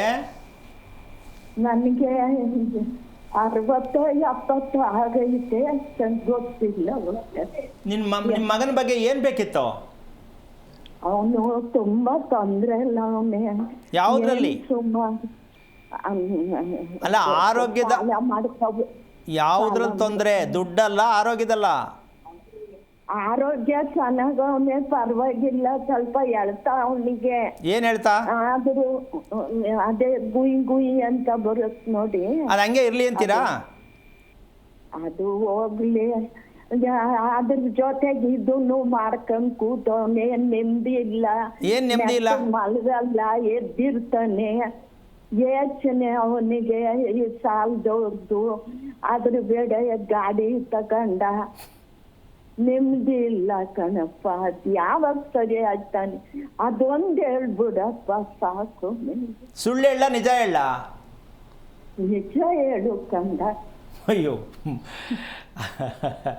ಒಂದು ತಿಳ್ಕೋಬೇಕು, ಮನುಷ್ಯನಿಗೆ ಕಷ್ಟ ಅಂತಕ್ಕಂಥದ್ದು, ಯೋಚನೆ ಮಾಡ್ತಕ್ಕಂಥದ್ದು ರಾತ್ರಿ ಎಲ್ಲ ನಿದ್ದೆಗೆಡ್ತಕ್ಕಂಥದ್ದು ಇದೆಲ್ಲವೂ ಕೂಡ ಯಾರ ಕೈಯಲ್ಲೋ ಬೇರೆಯವ್ರ ಕೈಯಿಂದ ಕೇಳಿಸ್ಕೊಂಡ್ರೆ ಬೇರೆಯವ್ರು ಅದನ್ನು ಹೇಳೋಕ್ಕಾಗಲ್ಲ. ಅದು ನಿಮ್ಮ ಮಗನೇ ಪಡ್ಕೋಬೇಕು, ನಿಮ್ಮ ಮಗ ಅದನ್ನು ತಿಳ್ಕೋಬೇಕು, ನಿಮ್ಮ ಮಗ ಅದ್ರ ಬಗ್ಗೆ ನಡ್ಕೋಬೇಕು. ಅದು ಬಿಟ್ಟು ನಿಮ್ಮ ಮಗನ ಬಗ್ಗೆ ನೀವು ಕೇಳಿದ್ರೆ ಅವನಿಗೆ ಬರೋ ಜ್ವರ ನೀವು ಇಂಜೆಕ್ಷನ್ ತೊಗೊಳಕ್ಕಾಗಲ್ಲ. ಮೊದಲು ನೀವು ಏನು ಕೆಲಸ ಮಾಡಬೇಕು, ಇದನ್ನೇ ತಪ್ಪು ಮಾಡಿರೋದು ನೀವು. ಹುಟ್ಟಿದ ಮಗುವಿನಿಂದ ಕೂಡ ಇವತ್ತಿನವರೆಗೂ ನೀವು ಆರೋಗ್ಯವಾಗಿಲ್ಲ, ಆರೋಗ್ಯದ ಬಗ್ಗೆ ನಿಮಗೆ ಗೊತ್ತೂ ಇಲ್ಲ, ನಿಮ್ಮ ಮಗನೂ ಆ ರೀತಿ ಬೆಳೆಸಿಲ್ಲ. ಸಮಸ್ಯೆ ಸರಿ ಮಾಡೋಕ್ಕೆ ಯಾವಾಗತ್ತೆ ಅಂದರೆ ಸುಳ್ಳು ಹೇಳುವಂಥವ್ರ ಹತ್ರ ಹೋಗ್ಬೋದಷ್ಟೇ. ನೀವು ಶಾಸ್ತ್ರ ಹೇಳ್ತಾರಲ್ಲ, ಅಕ್ಟೋಬರ್ 26ಕ್ಕೆ ಈ ಕಡೆಯಿಂದ ಆ ಕಡೆಗೆ ಬರ್ತಾರೆ ಕೆಂಗೇರಿಯಿಂದ ಬಿಡದಿಗೆ ಅಂತ ಹೇಳ್ತಾರಲ್ಲ, ಅಲ್ಲಿ ಕೇಳಬೇಕಷ್ಟೇ. ಅದೆಲ್ಲ ಇಲ್ಲ ಪ್ರಪಂಚದಲ್ಲಿ, ಅವ್ರು ಎಲ್ಲೂ ಬರಲ್ಲ, ಎಲ್ಲೂ ಹೋಗೂ ಇಲ್ಲ. ಆದರೆ ನಾವು ಕೇಳೋದ್ರಿಂದ ನೀವು ಅಲ್ಲಿ ಕೇಳ್ಬೋದು ಅಷ್ಟೇ. ನನ್ನ ಪ್ರಕಾರ ಅಂದರೆ ಒಂದು ಮಗುವನ್ನು ಅವನು ಎಷ್ಟು ವಯಸ್ಸಾಗಿದ್ರು ನಿಮ್ಮ ಮಗುನೇ, ಅವನ ರಿಪೇರಿ ಮಾಡಬೇಕು ಅಂದರೆ ಅವನನ್ನೇ ಕರೆದು ಕೂರಿಸಿ ಮುಂದೆ ಕೇಳಿಸ್ಕೊಂಡ್ರೆ ನೀವು ಬಂದರೆ ಬೇಕಾದ್ರೆ ಹೇಳ್ಕೊಡ್ತೀನಿ ಎಲ್ಲಿ ಸಮಸ್ಯೆಯಲ್ಲಿ ಸಿಕ್ಕಾಕ್ಕೊಂಡಿದ್ದಾನೆ, ಅದಕ್ಕೆ ಕಾರಣ ಏನು, ಅದಕ್ಕೆ ನೀವೇನು ಮಾಡಬೇಕು, ಅವನೇನು ಮಾಡಬೇಕು, ಇಷ್ಟು ತಿಳ್ಕೊಳ್ಳಿ ಸಾಕು. ಯೋಚನೆ ಮಾಡೋದು, ಶಾಸ್ತ್ರ ಕೇಳೋದು, ದೇವ್ರ ಹತ್ರ ಹೋಗ್ಬಿಟ್ಟು ಬೇಡೋದು ದಯವಿಟ್ಟು ಬಿಡಿ. ನಾವು ತಿಳ್ಕೋಬೇಕಾಗಿರೋ ತಿಳ್ಕೊಳ್ಳೋಕೆ ಪ್ರಯತ್ನ ಮಾಡಿ. ಒಳ್ಳೆಯದಾಗಲಿ. ಕರೆ ಮಾಡಿದ್ದಕ್ಕಾಗಿ ಧನ್ಯವಾದಗಳು ಗುರುಗಳೇ. ಇವತ್ತಿನ ಕಾರ್ಯಕ್ರಮದಲ್ಲಿ ನಾವು ಸತಿಪತಿಗಳ ಬಗ್ಗೆ ಮಾತಾಡ್ತಾ ಇದ್ದೀವಿ. ನೀವೊಂದು ಪದಪ್ರಯೋಗ ಮಾಡಿದ್ರಿ, ನಿರೀಕ್ಷೆ ಅಂತ ಹೇಳಿ. ಅದಿಲ್ಲದೆ ಬದುಕೇ ಇಲ್ಲ. ಒಂದಲ್ಲ ಒಂದು ಆಸೆ ಆಕಾಂಕ್ಷೆಗಳನ್ನು, ಈ ಗಂಡ ಹೆಂಡತಿ ಚೆನ್ನಾಗಿದ್ದಾರೆ ಅಂದರೂ ಕೂಡ ಇವಾಗೊಂದು ಬಾಡಿಗೆ ಮನೇಲಿದ್ದಾರೆ ಅಂದರೆ ಸ್ವಂತ ಮನೆಗೆ ಹೋಗೋಣ, ಸಂಬಂಧ ಸುಧಾರಿಸಿಲ್ಲ ಅಂದರೆ ಸುಧಾರಿಸ್ಕೊಳ್ಳೋಣ, ಮಕ್ಕಳಿಲ್ಲ ಅಂದರೆ ಮಕ್ಕಳು ಮಾಡ್ಕೊಳ್ಳೋಣ, ಅಲ್ಲೇನಾದರೂ ವ್ಯತ್ಯಾಸ ಇದ್ದರೂ ಸರಿ ಮಾಡ್ಕೊಳ್ಳೋಣ, ಈ ಥರದ ನಿರೀಕ್ಷೆಗಳು ಸಹಜವಾಗಿದ್ದೇ ಇರುತ್ತಲ್ಲ. ಆದರೆ ಬೆಟ್ಟ ಹತ್ತಕ್ಕೆ ಆಸೆಯಮ್ಮ, ಹತ್ತಕ್ಕೆ ಶಕ್ತಿ ಬೇಕಲ್ವಾ? ಅಲ್ಲ ಗುರುಗಳೇ, ಪಾಪ ಇನ್ನು ಜೀವನದಲ್ಲಿ ಬೆಟ್ಟ ಹತ್ತಕ್ಕೆ ಆಗಲಿಲ್ಲ, ನೀವು ಹೆಂಗಾರು ಹೇಳಿ ಸ್ವಲ್ಪ ಅದಕ್ಕೆ ಪೂಜೆ ಗೀಜೆ ಮಾಡಿ ಹತ್ತಲಿ ಅಂದರೆ ಆಗತ್ತಾ? ಏನು ಬೇಕಾಗುತ್ತಲ್ಲಿ? ಬಲ ಬೇಕು, ಅಂದರೆ ಶಕ್ತಿ ಬೇಕು. ಈ ಶಕ್ತಿ ಇಲ್ದಿರೋರಿಗೆ ಅಪೇಕ್ಷೆ ಜಾಸ್ತಿ ಆಗೋದು. ಯಾರಿಗೆ ದೇಹದಲ್ಲಿ ಶಕ್ತಿ ಇಲ್ವೋ ಅವರು ಬರೀ ಹುಚ್ಚ ಅಪೇಕ್ಷೆಗಳೇ ಜಾಸ್ತಿ. ಕೈಗೆ ಸಿಕ್ಕಲ್ಲ, ಇದಾಗಲ್ಲ, ಸಿನಿಮಾ ಸ್ಟಾರ್ ನಾನು ಮದುವೆ ಮಾಡ್ಕೋಬೇಕು, ಏನಿದೆ ಅಂತ ಈ ಥರದ್ದು ಇಲ್ಲ ಅಂತಿಮ್ಮ. ಬೇಕಾದಷ್ಟು ಜನ ಪಕ್ಕದಲ್ಲಿ ಹೆಂಡತಿ ಇದ್ರೂ ಕೂಡ ನೋಡು ಎಷ್ಟು ಚೆನ್ನಾಗಿ ಅವಳೆ ಅಂತ ಅಲ್ಲಿ ತೋರಿಸ್ತಾನೆ ಹೆಂಡತಿಗೇನೆ. ಅಂಥ ಪುಣ್ಯಾತ್ಮರು ಇದ್ದಾರೆ. ಅವಳಿಗೆ ಚೆನ್ನಾಗಿರೋ ಡ್ರೆಸ್ ಮಾಡಿಸಿ ಇವಳೇ ಚೆನ್ನಾಗಿ ಕಾಣಿಸ್ತಾನೆ ಅದು ಗೊತ್ತಿಲ್ಲ. ಅದೇನು ಸಿನಿಮಾದಲ್ಲಿ ನೋಡೇ ಚೆನ್ನಾಗಿರ್ಬೇಕು, ಆದರೆ ಹೆಂಡತಿನ ಚೆನ್ನಾಗಿ ಮಾಡಬೇಕು ಅಂತ ಗೊತ್ತಿಲ್ಲ. ಹೌದಲ್ಲ? ಸರಿನಾ? ಇದು ನಿರೀಕ್ಷೆಗಳು ಅಂದರೆ ಯಾವುದಕ್ಕೆ ಅಂದರೆ ನಮ್ಮ ದೇಹದ ಬಗ್ಗೆ ನಿರೀಕ್ಷೆ ಇರಬೇಕು. ಏನಿರಬೇಕು? ಆರೋಗ್ಯವಾದ ದೇಹ ಬೇಕಾ ಬೇಡವಾ? ಖಂಡಿತ. ಈಗ ಯಾವ್ದು ನಿರೀಕ್ಷೆ ಇಟ್ಕೋಬೇಕು? ನನಗಿದು ಬೇಕು ಅಂತನ, ನನ್ನ ದೇಹ ಚೆನ್ನಾಗಿರಬೇಕು ಅಂದ್ರೆ ಯಾವ್ದು ಬೇಕು ಹೇಳಮ್ಮ? ದೇಹ ಆರೋಗ್ಯ. ಅಷ್ಟು ಬಿಟ್ಟು ಪ್ರಪಂಚದಲ್ಲಿ ಇನ್ನೇನು ಇಲ್ಲ. 100 ವರ್ಷ ಬಾಳ್ ಬದುಕ್ತೀಯಾ ಅಂದ್ರೆ ಆ 100 ವರ್ಷದ ನಿನ್ನ ಆಸೆಗಳು ಆಟೋಮೆಟಿಕ್ ಸಿಕ್ಕುತ್ತೆ ನಿನಗೆ. ನೀನು 40 ವರ್ಷಕ್ಕೆ ಹೋದ್ರೆ ಆ ಥರ ಬಿದ್ದು 4 ನಿನ್ನ ಜೀವನದಲ್ಲಿ ಏನು ನೋಡೋಕ್ಕಾಗಲ್ಲ. ನಮ್ಮಲ್ಲಿ ಆಗ್ತಾ ಇರ್ತಕ್ಕಂಥ ಒಂದು ದೊಡ್ಡ ಸಮಸ್ಯೆ ಏನಂತಂದರೆ, ಇದನ್ನು ಸಾಮಾನ್ಯವಾಗಿ ಎಲ್ಲರೂ ಹೇಳ್ತಾರೆ, ಮನುಷ್ಯ ನಿರೀಕ್ಷೆ ಇದೆ ಬದುಕೋದಾ? ನಿರೀಕ್ಷೆ ಯಾವ್ದು ಇಟ್ಕೋಬೇಕು ಫಸ್ಟ್ ತಿಳ್ಕೋಬೇಕು. ನಿರೀಕ್ಷೆ ಬೇಕು ಯಾವುದು? ನಾನು ಆರೋಗ್ಯವಾಗಿರಬೇಕು ಅನ್ನೋ ನಿರೀಕ್ಷೆ ಇಟ್ಕೊಂಡ್ರೆ ನಿನ್ನ ದೇಹ ಯಾವಾಗ ಸುಸಜ್ಜಿತವಾಗಿದ್ದಾಗ ನಿನಗೇನು ಬೇಕು? ನಿದ್ದೆ ಬರಬೇಕು, ನಿದ್ದೆ ಆಗತ್ತೆ. ಊಟ ಮಾಡಬೇಕು, ಹಸಿವಾಗತ್ತೆ. ಹಸುವಾಗಿದ್ದ ರೀತಿಯಲ್ಲಿ ನಿಮಗೆ ಖುಷಿ ಆಗತ್ತೆ. ಇದು ಜೀವನ, ಇದು ನಿರೀಕ್ಷೆ. ಸರಿ, ಕೈಗೆ ಸಿಗದೆ ಇರೋದು, ಕೈಯಲ್ಲಿ ಆಗದೆ ಇರೋದು, ಮನೆ ಕಟ್ಟಬೇಕು, ನನಗಿಂಥ ಮನೆ ಕಟ್ಟಬೇಕು, ನಾನು ದೊಡ್ಡ ಸೈಟ್ ತಗೋಬೇಕು, ಒಳ್ಳೆ ದೊಡ್ಡ ಕಾರಲ್ಲಿ ತಿರುಗಬೇಕು, ಸರಿನಾ? ಇದು ಹುಚ್ಚು ಅನ್ನೋದ, ಬುದ್ಧಿ ಅನ್ನೋದ, ಒಳ್ಳೇದು ಅನ್ನೋದ? ಇದನ್ನ ಅಜ್ಞಾನತ್ವ ಅಂತಾರೆ ಇದನ್ನ. ಓಕೆ, ನಾವು ಎಲ್ರಿಗೂ ಸೋಲ್ಸಲ ಹೇಳ್ತಾ ಇಲ್ಲ. ಸೊ ಆಸೆ ಈಡೇರಿಸ್ಕೊಳ್ಳಿ, ಯೋಚನೆ ಮಾಡೋದು ಕಮ್ಮಿ ಮಾಡ್ಕೊಳ್ಳಿ ಅಂತಕ್ಕಂಥ ವಿಷಯಕ್ಕೆ ಇದು ಯಾರು ಹೇಳ್ಕೊಡಲ್ಲ. ಆಸೆ ಮಾಡ್ಕೊ ನೀನು ಅಂತ ಆಟೋಮೆಟಿಕ್ ಆಗಿ ಬಂದ್ಬಿಡುತ್ತೆ. ತಗೊಳ್ಳೋ ಆಹಾರದ ಮೇಲೆ ಡಿಪೆಂಡ್ ಆಗಿರುತ್ತೆ. ಹುಟ್ಟದ ಮಗುನೇ ತಾಯಿ ಮುಟ್ಲಿಲ್ಲ ಅಂದ್ರೆ ಅಳ್ತಿರುತ್ತದು, ತಾಯಿ ಮುಟ್ಟಿದ ತಕ್ಷಣ ನಿಲ್ಸ್ಬಿಡುತ್ತೆ. ಅಲ್ಲೇ ಶುರುವಾಯಿತು ಲಂಚ. ಅಂದ್ರೆ ಅಷ್ಟು ನಮ್ಮಲ್ಲಿ ತುಂಬ ಇದಕ್ಕೆ ವಶೀಕರಣ ಅಂತ ಹೇಳ್ತೀವಿ ಕೆಲವು ಸಂದರ್ಭದಲ್ಲಿ, ಇನ್ನೊಂದು ಸಂದರ್ಭದಲ್ಲಿ ಆಕರ್ಷಣೆ ಅಂತ ಹೇಳ್ತೀವಿ. ತಾಯಿಯಲ್ಲಿ ಇರ್ತಕ್ಕಂಥ ಆ ಶಕ್ತಿ ಆ ಮಗು ತಾಯಿ ಮುಟ್ಟಿದ ತಕ್ಷಣ ಅಳು ಮಾಡಿ ನಿಲ್ಲಿಸ್ಬಿಡುತ್ತೆ, ಬೇರೆ ಎತ್ಕೊಂಡು ಸುಮ್ಮನೆ ಇರಲ್ಲ. ಅಂದರೆ ಎಷ್ಟು ಸತ್ಯ ಇದೆ ಆಕರ್ಷಣೆ, ನಮ್ಮ ಭೂಮಿಯಲ್ಲಿ ಯಾವ ರೀತಿ ಆಕರ್ಷಣೆ ಇದೆ ಅನ್ನೋದನ್ನ ತಿಳ್ಕೋಬೇಕು ಫಸ್ಟ್. ಖಂಡಿತ ಗುರುಗಳೇ, ಮಾತಾಡ್ತೀನಿ ನಿಮ್ಮ ಜೊತೆ. ಹರಿಹರದಿಂದ ಅರುಣ್ ಅಂತ ಕರೆ ಮಾಡಿದ್ದಾರೆ. ನಮಸ್ಕಾರ ಅರುಣ್ ಅವರೇ. ನಮಸ್ಕಾರ ಮೇಡಮ್. ಅರುಣ್ ಅವರು ಯಾರ ಬಗ್ಗೆ ಕೇಳಬೇಕಾಗಿತ್ತು? ಮೇಡಮ್ ನಮ್ಮ ಬಗ್ಗೆನೇ. ಓಕೆ, ನಕ್ಷತ್ರ ತಿಳಿಸ್ತೀರಾ? ಮೇಡಮ್ ನಮ್ದು ಪುನರ್ವಸು ನಕ್ಷತ್ರ. ಪುನರ್ವಸು. ಗುರುಗಳಿದ್ದಾರೆ, ಮಾತಾಡಿ. ಹಲೋ. ನಮಸ್ಕಾರಗಳೇ. ನಾರಾಯಣ, ಹೇಳಿಪ್ಪ, ಏನಾಗಬೇಕು? ಗುರುಗಳೇ, ನಾವು ಮದುವೆಯಾಗಿ ಈಗ 7 ವರ್ಷ ಆಗಿದೆ. ನಮ್ಮ ಒಟ್ಟಿಗೆ ಏನು ಕೇಳಿಸ್ತಿಲ್ಲ. ಅಣ್ಣ ತಮ್ಮ ಇಬ್ಬರದು ಒಟ್ಟಿಗೆ ಮದುವೆ ಗುರುಗಳೇ. ಸರಿ. ಅವರಿಗೆ ಮಕ್ಕಳಾಗಿದೆ, ಈಗ ನಮಗೆ ಮಕ್ಕಳಾಗಿಲ್ಲ ಗುರುಗಳೇ. ನೋಡಿ, ಈಗ ಈ ಮದುವೆ ಮಾಡಿಸಿದವ್ರು ಕೇಳಬೇಕಲ್ಲ, ಏನು ಮಾಡೋದು ಇವಾಗ? ಇದು ಮದುವೆ ಮಾಡಿಸ್ದಾಗ ಕೇಳಬೇಕು. ಹೇಳ್ಬಿಡ್ತೀನಿ, ಕೇಳಿಸ್ಕೊಳ್ಳಿ. ಹಾ, ಹೇಳಿ ಗುರು. ಇದೊಂದು ವಿಶೇಷವಾದ ವಿಚಾರಮ್ಮ. ಏನು, ಒಂದೇ ಸಲ 2 ಹೆಣ್ಣು ಮಕ್ಕಳಾಗಲಿ 2 ಗಂಡು ಮಕ್ಕಳಾಗಲಿ ಓದಿಸಲಾಗಿ ಒಂಚೂರು ಕಮ್ಮಿ ಖರ್ಚಲ್ಲಿ ಮದುವೆ ಮುಗಿಸ್ಬಿಡೋದು. ಇದಕ್ಕೆ ಉತ್ತರ ಏನು ಅಂದರೆ, ಒಂದು ಪ್ಲಸ್ಸು ಒಂದು ಮೈನಸ್ಸು. ಇದು ಸತಸಿದ್ಧವಾಗಿ ನಡೆಯುತ್ತೆ. ಒಂದು ಮೈನಸ್, ಅದು ಇದೇ ಮೈನಸ್ಸು ಇದೇ ಪ್ಲಸ್ ಅಂತ ಹೇಳಂಗಿಲ್ಲ. ಎರಡರಲ್ಲೊಂದು ಗ್ಯಾರಂಟಿ ಕೆಡ್ಡ ತೋಡ್ಕೊಂಡು ಭೂಮಿಗೆ ಹೋಗ್ತಕ್ಕಂಥ ಸನ್ನಿವೇಶ ಕೊಟ್ಟೋಗುತ್ತೆ ದಾಂಪತ್ಯ. ಹೇಳಿ ಆಗಲ್ಲ. ಒಂದೇ ಸಲ 2 ಮನೆ ಕಟ್ಟೋದು, ಈ ಚಿಕ್ಕ ಮಗನಿಗೆ ಒಂದು ದೊಡ್ಡ ಮಗನಿಗೆ ಅಂತ, ಆ ಕುಟುಂಬನೇ ಉಳಿಯಲ್ಲ. ಒಂದು ಮನೆಯನ್ನು 2 ಭಾಗ ಮಾಡೋದು, ಆ ಮನೇಲಿ ಯಾವ ಕಾರಣಕ್ಕೂ ದುರಂತಗಳು ಶುರುವಾಗ್ತಾ ಹೋಗುತ್ತೆ. ಯಾವ ಕಾರಣಕ್ಕೂ ಕುಟುಂಬದಲ್ಲಿ 2 ಮದುವೆ ಮಾಡ್ತಕ್ಕಂಥದ್ದು, ವರ್ಷದಲ್ಲಿ 2 ಮದುವೆ ಮಾಡ್ತಕ್ಕಂಥದ್ದು, ಈ ಕೆಲವರು ಅವಿವೇಕಿಗಳು ಹೇಳ್ಕೊಡ್ತಾರೆ. ಏನಂತ, ಯುಗಾದಿಯಿಂದ ಆಚೆಗೊಂದು ಮಾಡಿಬಿಡು, ಯುಗಾದಿಯಿಂದ ಏನು ಕರ್ಮದ ವಿಚಾರ ರೀ. ಯುಗಾದಿ ಹಬ್ಬ ಇವ್ರ ಅಪ್ಪನ ಮನೆ ಸ್ವತ್ತು, ಅದಲ್ಲ ವಿಷಯ. ಒಂದು ಸಂವತ್ಸರದಿಂದ ಇನ್ನೊಂದು ಸಂವತ್ಸರಕ್ಕೆ ಬದಲಾವಣೆ ಆಗೋವರೆಗೂ ಯಾವ ಕಾರಣಕ್ಕೂ ಶುಭ ಕಾರ್ಯಗಳು ಮಾಡಬಾರ್ದು.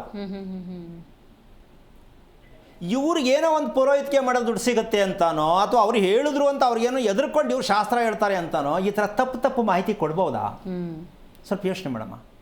ಇದಕ್ಕೇನು ಹೇಳುತ್ತೆ ಅಂದರೆ, ಜ್ಯೋತಿಷ್ಯ ಶಾಸ್ತ್ರದಲ್ಲಿ ತಿಳಿಯುವಂಥ ವಿಚಾರ ಇವತ್ತಿಗ ಈ ಕಲಿಯುಗಕ್ಕೆ ಇದೊಂಥರ ಅಲರ್ಜಿ ಅಂತ ಹೇಳುತ್ತೆ. ಜ್ಯೋತಿಷ್ಯ ಶಾಸ್ತ್ರವನ್ನು ಕೇಳುವುದು, 2 ಸಲ ಹೇಳ್ತೀನಿ, ಜ್ಯೋತಿಷ್ಯ ಶಾಸ್ತ್ರವನ್ನು ಕೇಳುವುದು ಅಲರ್ಜಿ, ಇಲ್ಲದೆ ಇರೋದನ್ನ ಸೃಷ್ಟಿ ಮಾಡಿಕೊಂಡು ಅಂತ. ಯಾಕೆ ಅಂದರೆ, ಕುಂಡಲಿಯಲ್ಲಿ ಇರ್ತಕ್ಕಂಥದ್ದು ದೇಹದಲ್ಲಿರ್ತಕ್ಕಂಥ ಆರೋಗ್ಯವನ್ನು ಸೂಚಿಸ್ತಕ್ಕಂಥದ್ದು ಅಲ್ಲಿರಲ್ಲ ಕುಂಡ್ಲಿಯಲ್ಲಿ. ನಾವು ಕುಂಡ್ಲಿ ಹಿಡ್ಕೊಂಡು ಕೇಳಕ್ಕೆ ಹೋಗ್ತೀವಿ, ಈ ಹುಡುಗ ಸರಿನಾ ಈ ಹುಡುಗಿ ಸರಿನಾ ಅಂತ. ಅಲ್ಲಿರಲ್ಲ ಅದು.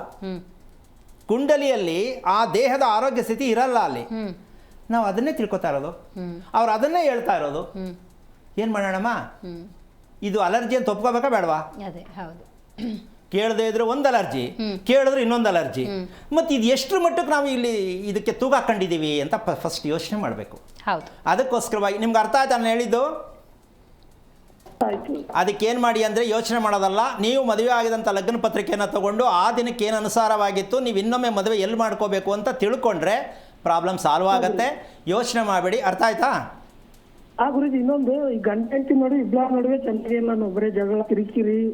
ಅಮ್ಮ ಒಂದು ನಿಮಿಷ ಕೇಳಿಸ್ಕಣ್ಣ, ಒಂದು ನಿಮಿಷ ಕೇಳಿಸ್ಕೊ. ನೀನು ಎಲ್ಲೋ ಹೋಗ್ತಾ ಇದೆಯಾ, ಪುನಃ ಹಿಂದಕ್ಕೆ ಹೋಗ್ತಿದ್ಯಾ? ಸಮಸ್ಯೆ ಎಲ್ಲ ಒಂದೇ. ಹೆಂಡ್ತಿದೊಂದು ಗಂಡಂದೊಂದು ಮನೆದೊಂದು ಅಲ್ಲ ವಿಚಾರ. ನೀನು ಮೊದಲು ಮದುವೆ ಆಗಿರ್ತಕ್ಕಂಥದ್ದು ತಪ್ಪು ಅಂತ ಒಪ್ಕೊಂಡ್ಮೇಲೆ ಮತ್ತೆ ಕೇಳ್ತೀಯಲ್ಲ ನೀನು ಏನು ಮಾಡಬೇಕೀಗ? ಮದುವೆ ಇನ್ನೊಮ್ಮೆ ಮಾಡ್ಕೋಬೇಕು. ಎಲ್ಲಿ ಮಾಡ್ಕೋಬೇಕು, ಯಾವಾಗ ಮಾಡ್ಕೋಬೇಕು ತಿಳ್ಕೊ ಅಷ್ಟೇ. ನಿನ್ಗೆ ಏನು ಸಿಗಬೇಕು ಎಲ್ಲ ಸಿಗುತ್ತೆ. ಒಳ್ಳೇದಾಗಲಿ. ಕರೆ ಮಾಡಿದ್ದಕ್ಕಾಗಿ ಧನ್ಯವಾದಗಳು ಗುರುಗಳೇ. ನಿರೀಕ್ಷೆಗಳ ಬಗ್ಗೆ ಹೇಳ್ತಾ ಇದ್ರಿ. ಈಗ ಈ ನಿರೀಕ್ಷೆ ಯಾಕೆ ಬರುತ್ತೆ, ಈ ಪ್ರಶ್ನೆ ತಿಳ್ಕೊಂಬಿಟ್ರೆ ಬೇಕಾದಷ್ಟು ಮನುಷ್ಯ ಶ್ರೀಮಂತಿಕೆ ಆಗಿರ್ಬೋದು, ಶ್ರೀಮಂತಿಗೆಯಲ್ಲೇ ಸದಾ ಇರ್ಬೋದು, ನೋ ಕಮಿಟ್ಮೆಂಟ್. ಇದಕ್ಕೆ ಯಾವ ಕಾಲೇಜಲ್ಲಿ ಸಿಗುತ್ತೆ ಶಿಕ್ಷಣ? ಇಲ್ವಲ್ಲ, ಸಿಗಲ್ಲ. ಮತ್ತು ಯಾರು ಹೇಳ್ತಾರೆ? ಹೇಳಿಲ್ಲ, ಹೇಳೋಕ್ಕಾಗೋದೂ ಇಲ್ಲ. ಆದರೆ ನಾನು ಹೇಳ್ತೀನಿ ಈಗ, ಅಂದರೆ ನಾನು ಅಂದರೆ ನಂದಲ್ಲ, ಸ್ವಂತದ್ದಲ್ಲ ಅದು. ಅದು ಬೇರೆ ಸಮಸ್ಯೆ ಇದೆ, ನೀವೊಬ್ಬರಿಗೆ ಮಾತ್ರ ಗೊತ್ತು ಅಂದ್ಕೊಳ್ಳೋದು ಆಗಬಾರ್ದು. ಅದಕ್ಕೋಸ್ಕರವಾಗಿ ವಿಚಾರ ಏನು ಅಂದರೆ, ನಮ್ಮ ಮನಸ್ಸು ಸರಿ ಇಲ್ಲ ಅಂತ ಸಾಮಾನ್ಯವಾಗಿ ಎಲ್ಲರೂ ಹೇಳ್ತೀವಿ, ಹೌದಾ? ಈ ಮನಸ್ಸು ಸರಿ ಇಲ್ಲ ಅಂದರೆ ಇದಕ್ಕೆ ರಿಪೇರಿ ಯಾವುದಾಗಾದ್ರೆ? ಈ ಮನಸ್ಸು ಸರಿ ಇಲ್ಲದಾಗಲೇ ಮನುಷ್ಯನಿಗೆ ಬಯಕೆ ಬರೋದು, ಹೌದಾನೆ? ಮನಸ್ಸು ಸರಿ ಇಲ್ಲ ಅಂದರೆ ಬಯಕೆ ಜಾಸ್ತಿ ಆಗುತ್ತೆ. ಏನೋ ಒಂದು ನೋಡಬೇಕು, ಏನೋ ಒಂದು ಮುಟ್ಟಬೇಕು, ಏನೋ ಒಂದು ತಿನ್ಬೇಕು, ಏನೋ ಒಂದು ಆಗತ್ತೆ. ಈ ಬಯಕೆ ಅಂತಕ್ಕಂತಹ ಒಂದು ವಿಚಾರಕ್ಕೆ ಹೋದಾಗ ಯಾಕೆ ಈ ರೀತಿಯಾಗಿ ಆಗ್ತಾ ಇರತಕ್ಕಂಥದ್ದಕ್ಕೆ ಉತ್ತರ ಏನು ಅಂತಕ್ಕಂಥ ವಿಷಯಕ್ಕೆ ಹೋದಾಗ, ಮನಸ್ಸನ್ನು ನಾವು ತೃಪ್ತಿಪಡಿಸೋಕ್ಕೆ ಬದುಕ್ತಾ ಇದ್ದೀವಿ, ಹೌದು ಆಗಲ್ವೇ? ಈ ದೇಹವನ್ನು ಬಿಟ್ಟು ಮನಸ್ಸು ಒಂದನ್ನೇ ಹಿಡ್ಕೊಂಡ್ರೆ ಹೆಂಗೆ? ದೇಹ ಸೇರಿಸ್ಕೋಬೇಕಾ ಬೇಡವಾ? ನಾವು ಬೇರೆ ಮಾಡಿಬಿಟ್ಟಿದ್ದೀವಲ್ಲ. ನಾವು ಮಾತಾಡೋದು ಬರೀ ಮನಸ್ಸು ಬಗ್ಗೆನೆ, ನಮಗೆ ಬೇಕಿರೋದು ಬರೀ ಮನಸ್ಸು ಬಗ್ಗೆನೆ. ದೇಹದ ಬಗ್ಗೆ ಯಾರಿಗೂ ಟಾಪಿಕ್ ಬರಲ್ಲ. ಯಾವಾಗ ಬರುತ್ತೆ ಅಂದರೆ, ಆಯ್ತಲ್ಲ ನಾನು ತಡ್ಕೊಳಕ್ಕೆ ನನಗೆ ಇದ್ನೋವು ಅಂತಲ್ಲ, ಆಗ ದೇಹ ಅಂತ ಅಂದ್ಕೊಂಡು ಆಗಲೂ ಒಪ್ಕೊಳ್ಳಲ್ಲ. ನಿಜ.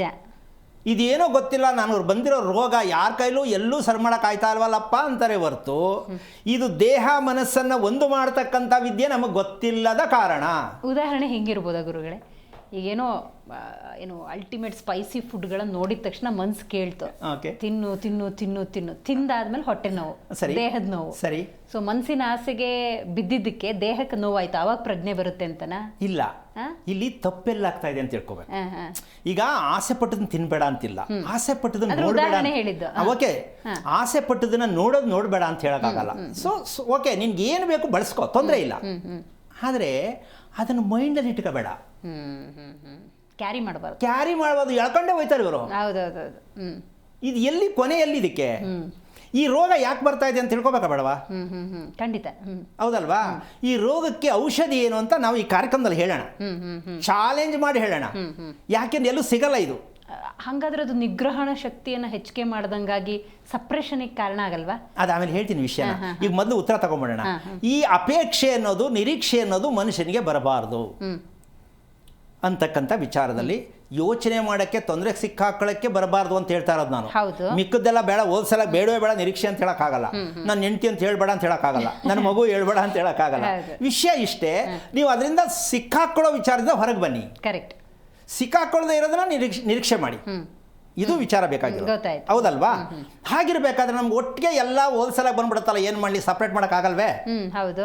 ನಾವೇನೋ ಒಂದು ತಗೋತೀವಿ, ಅದು 100 ಸೇರ್ಕೊಳತ್ತೆ.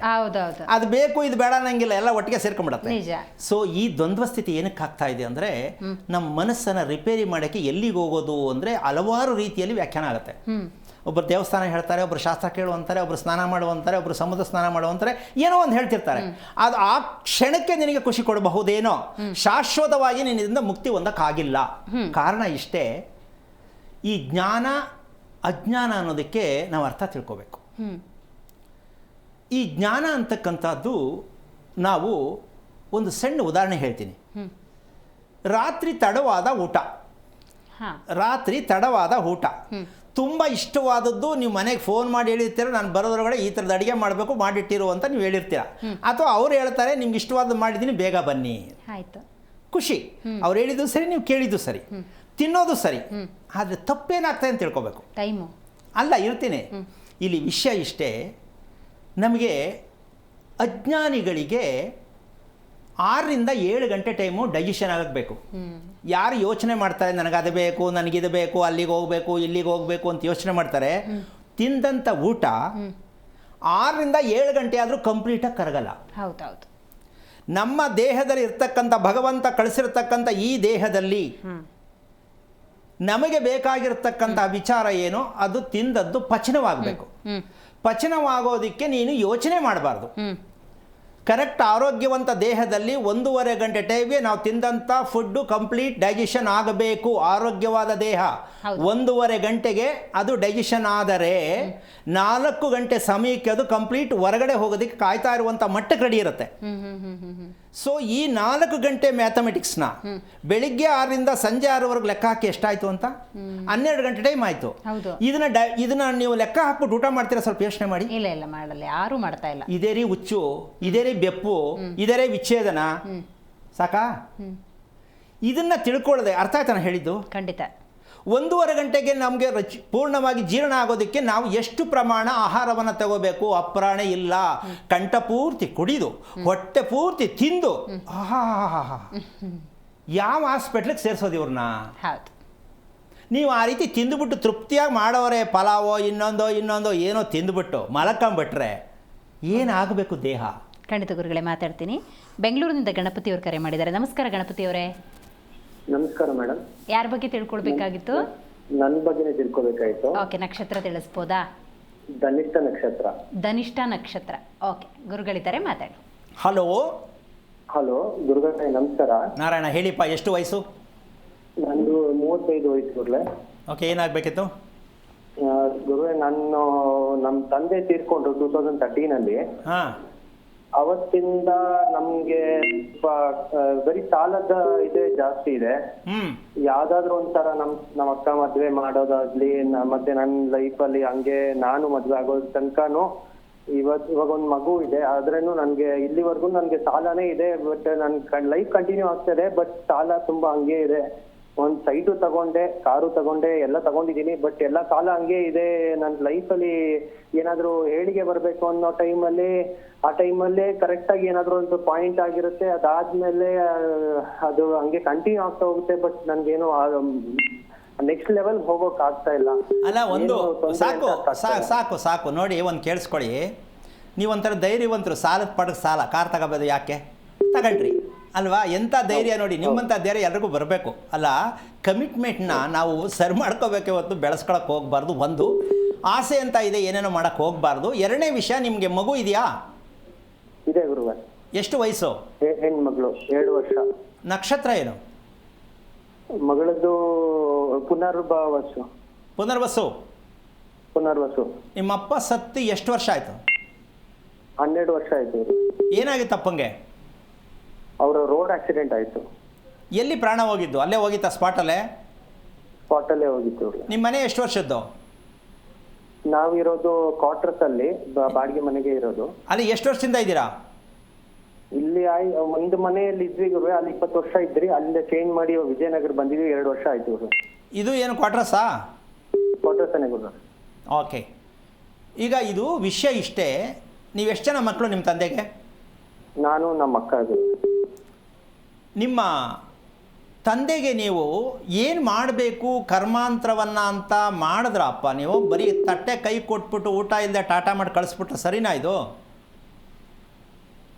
ಹಾಂ, ನಿಮ್ಮ ಅಪ್ಪನಿಗೆ ಊಟ ಹಾಕಿದ್ದೀರಾ?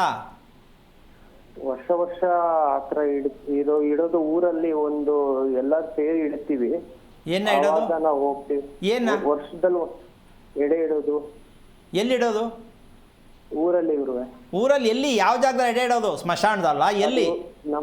ಇಲ್ಲ, ನಮ್ಮ ತಂದೆಯವ್ರ ಊರು ಇದೆ. ನಾವು ಆಕ್ಚುಲಿ ಬೇರೆ ಕಡೆ ಸೆಟ್ಲ್ ಆಗಿದ್ರಿ ಊರಲ್ಲೇ. ಅವ್ರ ತಂದೆ ಊರಲ್ಲಿ ಎಲ್ಲಾರು, ಅಂದ್ರೆ ಕಾವೇರಿ ಸಂಕ್ರಮಣ ಆದ್ಮೇಲೆ ದಿನ ಎಲ್ಲಾರು ಇಡ್ತೀವಿ ನಾವು. ಅಣ್ಣ, ನಾನು ಹೇಳ್ತಾ ಇರೋದು ಸ್ಮಶಾನದಲ್ಲ, ಜಮೀನಲ್ಲ ಅಂತ ಕೇಳ್ತಿದ್ದೀನಿ. ಇಲ್ಲ, ಮನೆಯಲ್ಲೇ ಇರುವೆ. ಏನಿಡೋದು ಅಂದರೆ ಅನ್ನ ಇಡೋದು ಅಂತನಾ?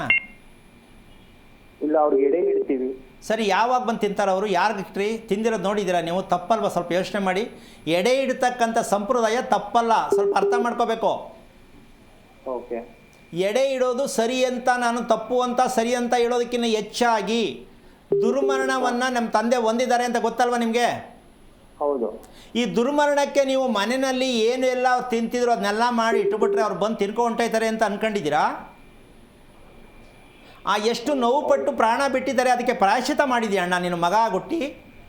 ಅವರು ಕರ್ಮವನ್ನು ನೀನು ತೊಳೆದೇನೆ ದರಿದ್ರ ಸುತ್ತಕೊಳ್ಳೋಕ್ಕೆ, ಜೀವನದಲ್ಲಿ ನಾನು ಬದುಕೋದೇ ಬೇಡ ಅಂತ ಯೋಚನೆ ಮಾಡೋಕ್ಕೆ ರೆಡಿ ಆಗ್ತಾ ಇದೆಯಾ ನೀನು? ಯಾಕೆ ಅಂದರೆ ನಿನಗೆ ಸೊಲ್ಯೂಷನ್ ಇಲ್ಲ, ಯಾವ ಕಾರಣಕ್ಕೂ ರಸ್ತೆ ಇಲ್ಲ, ನಿನಗೆಲ್ಲ ಬಂದಾಗ್ಬಿಟ್ಟಿದೆ. ಕಾರಣ ನೀನು ಏನು ಮಾಡಬೇಕು ಅದು ಮಾಡೇ ಇಲ್ಲ.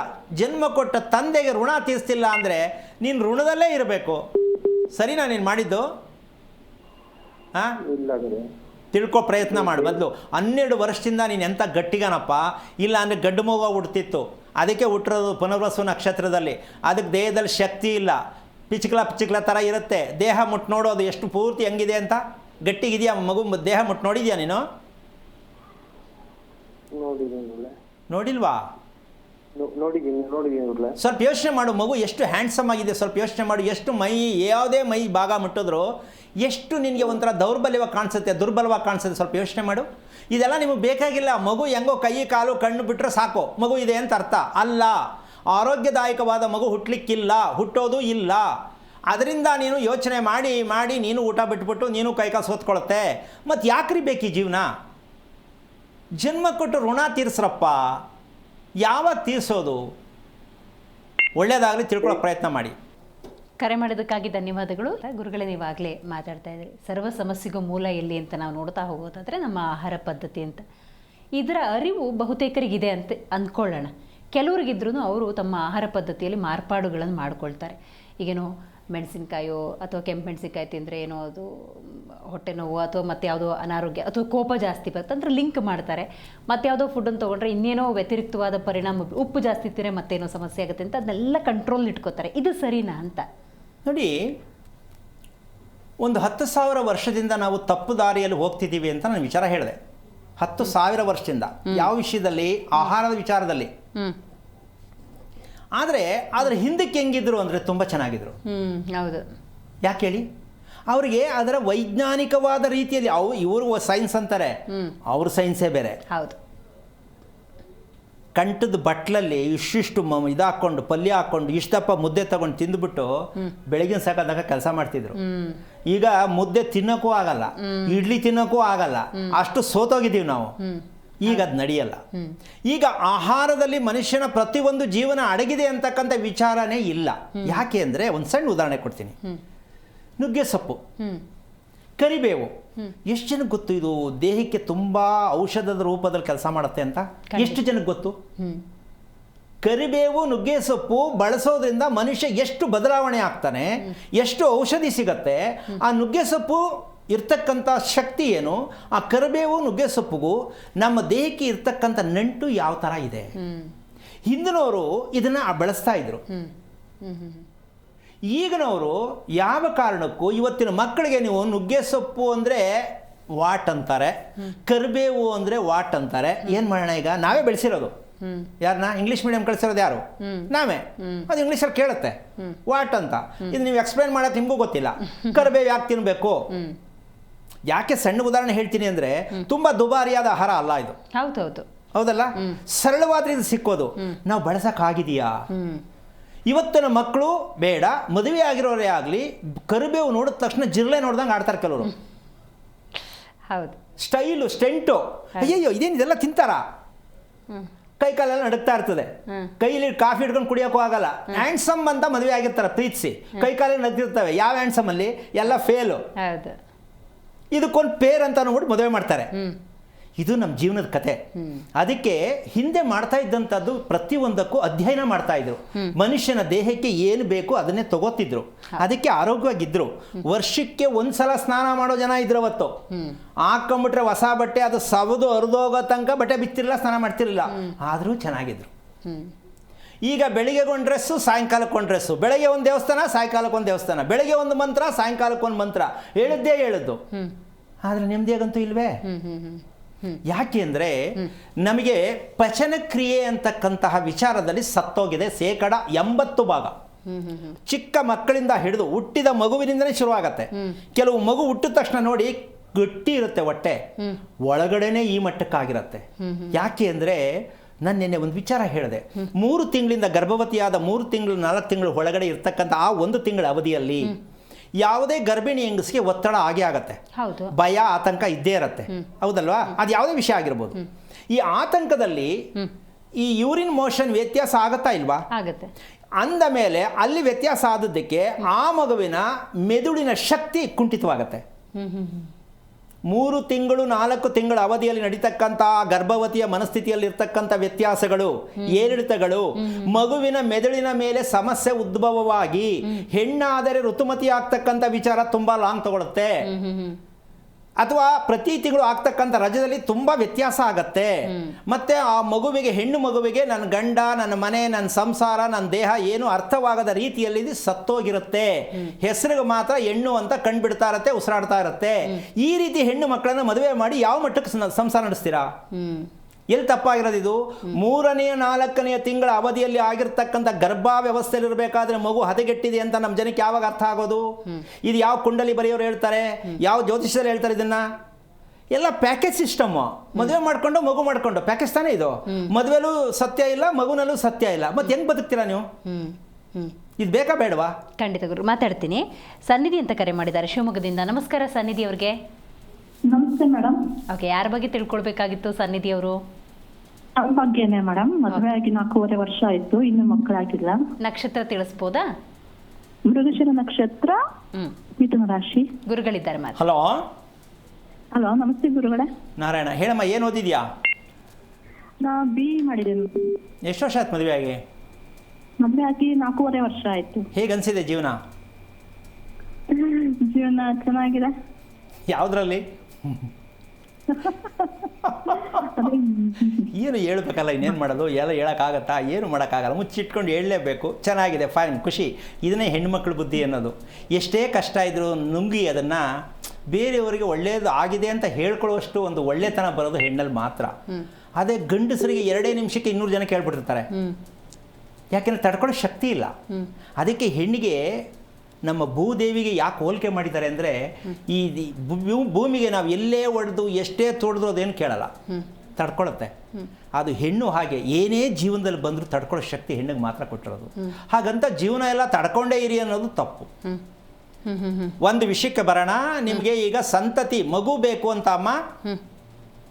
ಹೌದು ಗುರುಗಳೇ.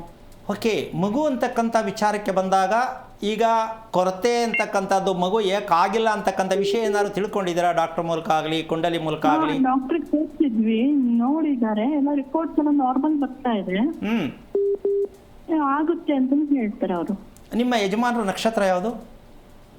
ಅವ್ರದ್ದು ಉತ್ತರ ನಕ್ಷತ್ರ ಕನ್ಯಾ ರಾಶಿ. ಏನು ಕೆಲಸ ಮಾಡ್ತಾರೆ ಅವರು? ಅವರು ಜ್ಯುವೆಲರಿ ವರ್ಕ್ ಮಾಡ್ತಾರೆ. ಓಕೆ, ಕೂತ್ಕೊಂಡೇ ಕೆಲಸ ಮಾಡೋದಾ? ಹೌದು. ಅಂದರೆ ಜಾಸ್ತಿ ಬಗ್ಗೋದೇ ಜಾಸ್ತಿ ಕೆಲಸ ಅವ್ರದ್ದು, ಬಗ್ಕೊಂಡು ತಲೆ ಬಗ್ಕೊಂಡೇ ಕೆಲಸ ಮಾಡೋದು. ಹೌದು ಗುರುಗಳೇ. ಇದನ್ನ ಹೇಳಿದ್ರೆ ಎಂಥ ವಿಷಯಕ್ಕೆ ಹೆಂಗಾಗತ್ತೆ ಅಂದರೆ, ಬಗ್ಕೊಂಡು ಕೂತ್ಕೊಂಡ್ರೆ ಮಗು ಆಗಲ್ಲ ಅಂತಕ್ಕಂಥ ವಿಚಾರ ಹೇಗೆ ಅಂತ ಬರುತ್ತೆ. ಲಿಂಕಿಂಗ್ ಈ ಸೈನ್ಸ್ನವ್ರು ಕೇಳೋದು ಇದು ತಲಾಟೆ ಪ್ರಶ್ನೆ. ನಾವು ಅದಕ್ಕೆ ನೇರವಾಗಿ ಉತ್ತರ ಕೊಡೋಕ್ಕೆ ನಮ್ಗೆ ಗೊತ್ತಿದೆ. ಬಗ್ಕೊಂಡು ಕೂತ್ಕೊಂಡ್ರು ಆ ಕೂತ್ಕೊಳ್ಳೋರಿಗೆ ಮಗು ಆಗಲ್ವಾ ಪ್ರಶ್ನೆ. ನಿಜವಾಗ್ಲೂ ಸತ್ಯವಾಗಿ ಉತ್ತರ ಇದೆ ಅಲ್ಲಿ.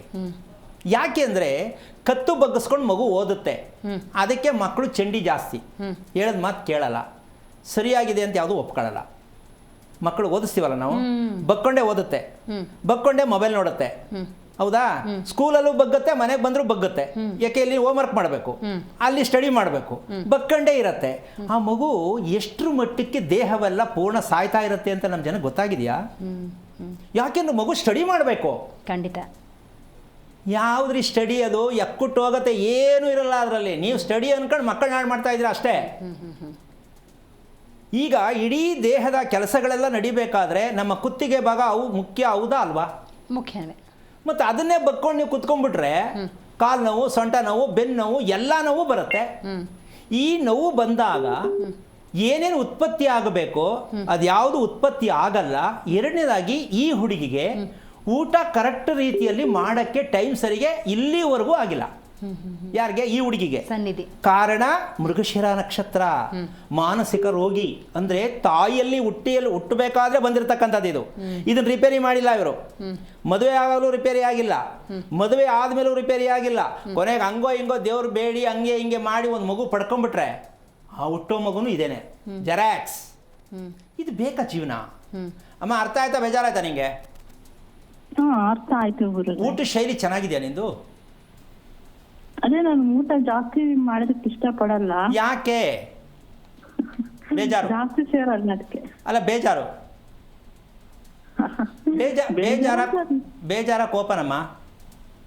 ಇಲ್ಲ ಇಲ್ಲ, ಸಣ್ಣ ವಯಸ್ಸಿಂದ ಹಂಗೆ ನಾನು ಸ್ವಲ್ಪ ಸ್ವಲ್ಪ ಊಟ ಮಾಡೋದು. ಓಕೆ, ಹೊಟ್ಟೆ ಮತ್ತು ತಲೆ ಎರಡರಲ್ಲಿ ಯಾವುದು ನಿನಗೆ ನೋವು ಕಾಣಿಸುತ್ತೆ? ತಲೆ ನೋವು ಕಾಣಿಸುತ್ತಾ? ಹೊಟ್ಟೆಯಲ್ಲಿ ಸಮಸ್ಯೆ ಇದೆ ಅಂತ ಅನ್ಸುತ್ತಮ್ಮ?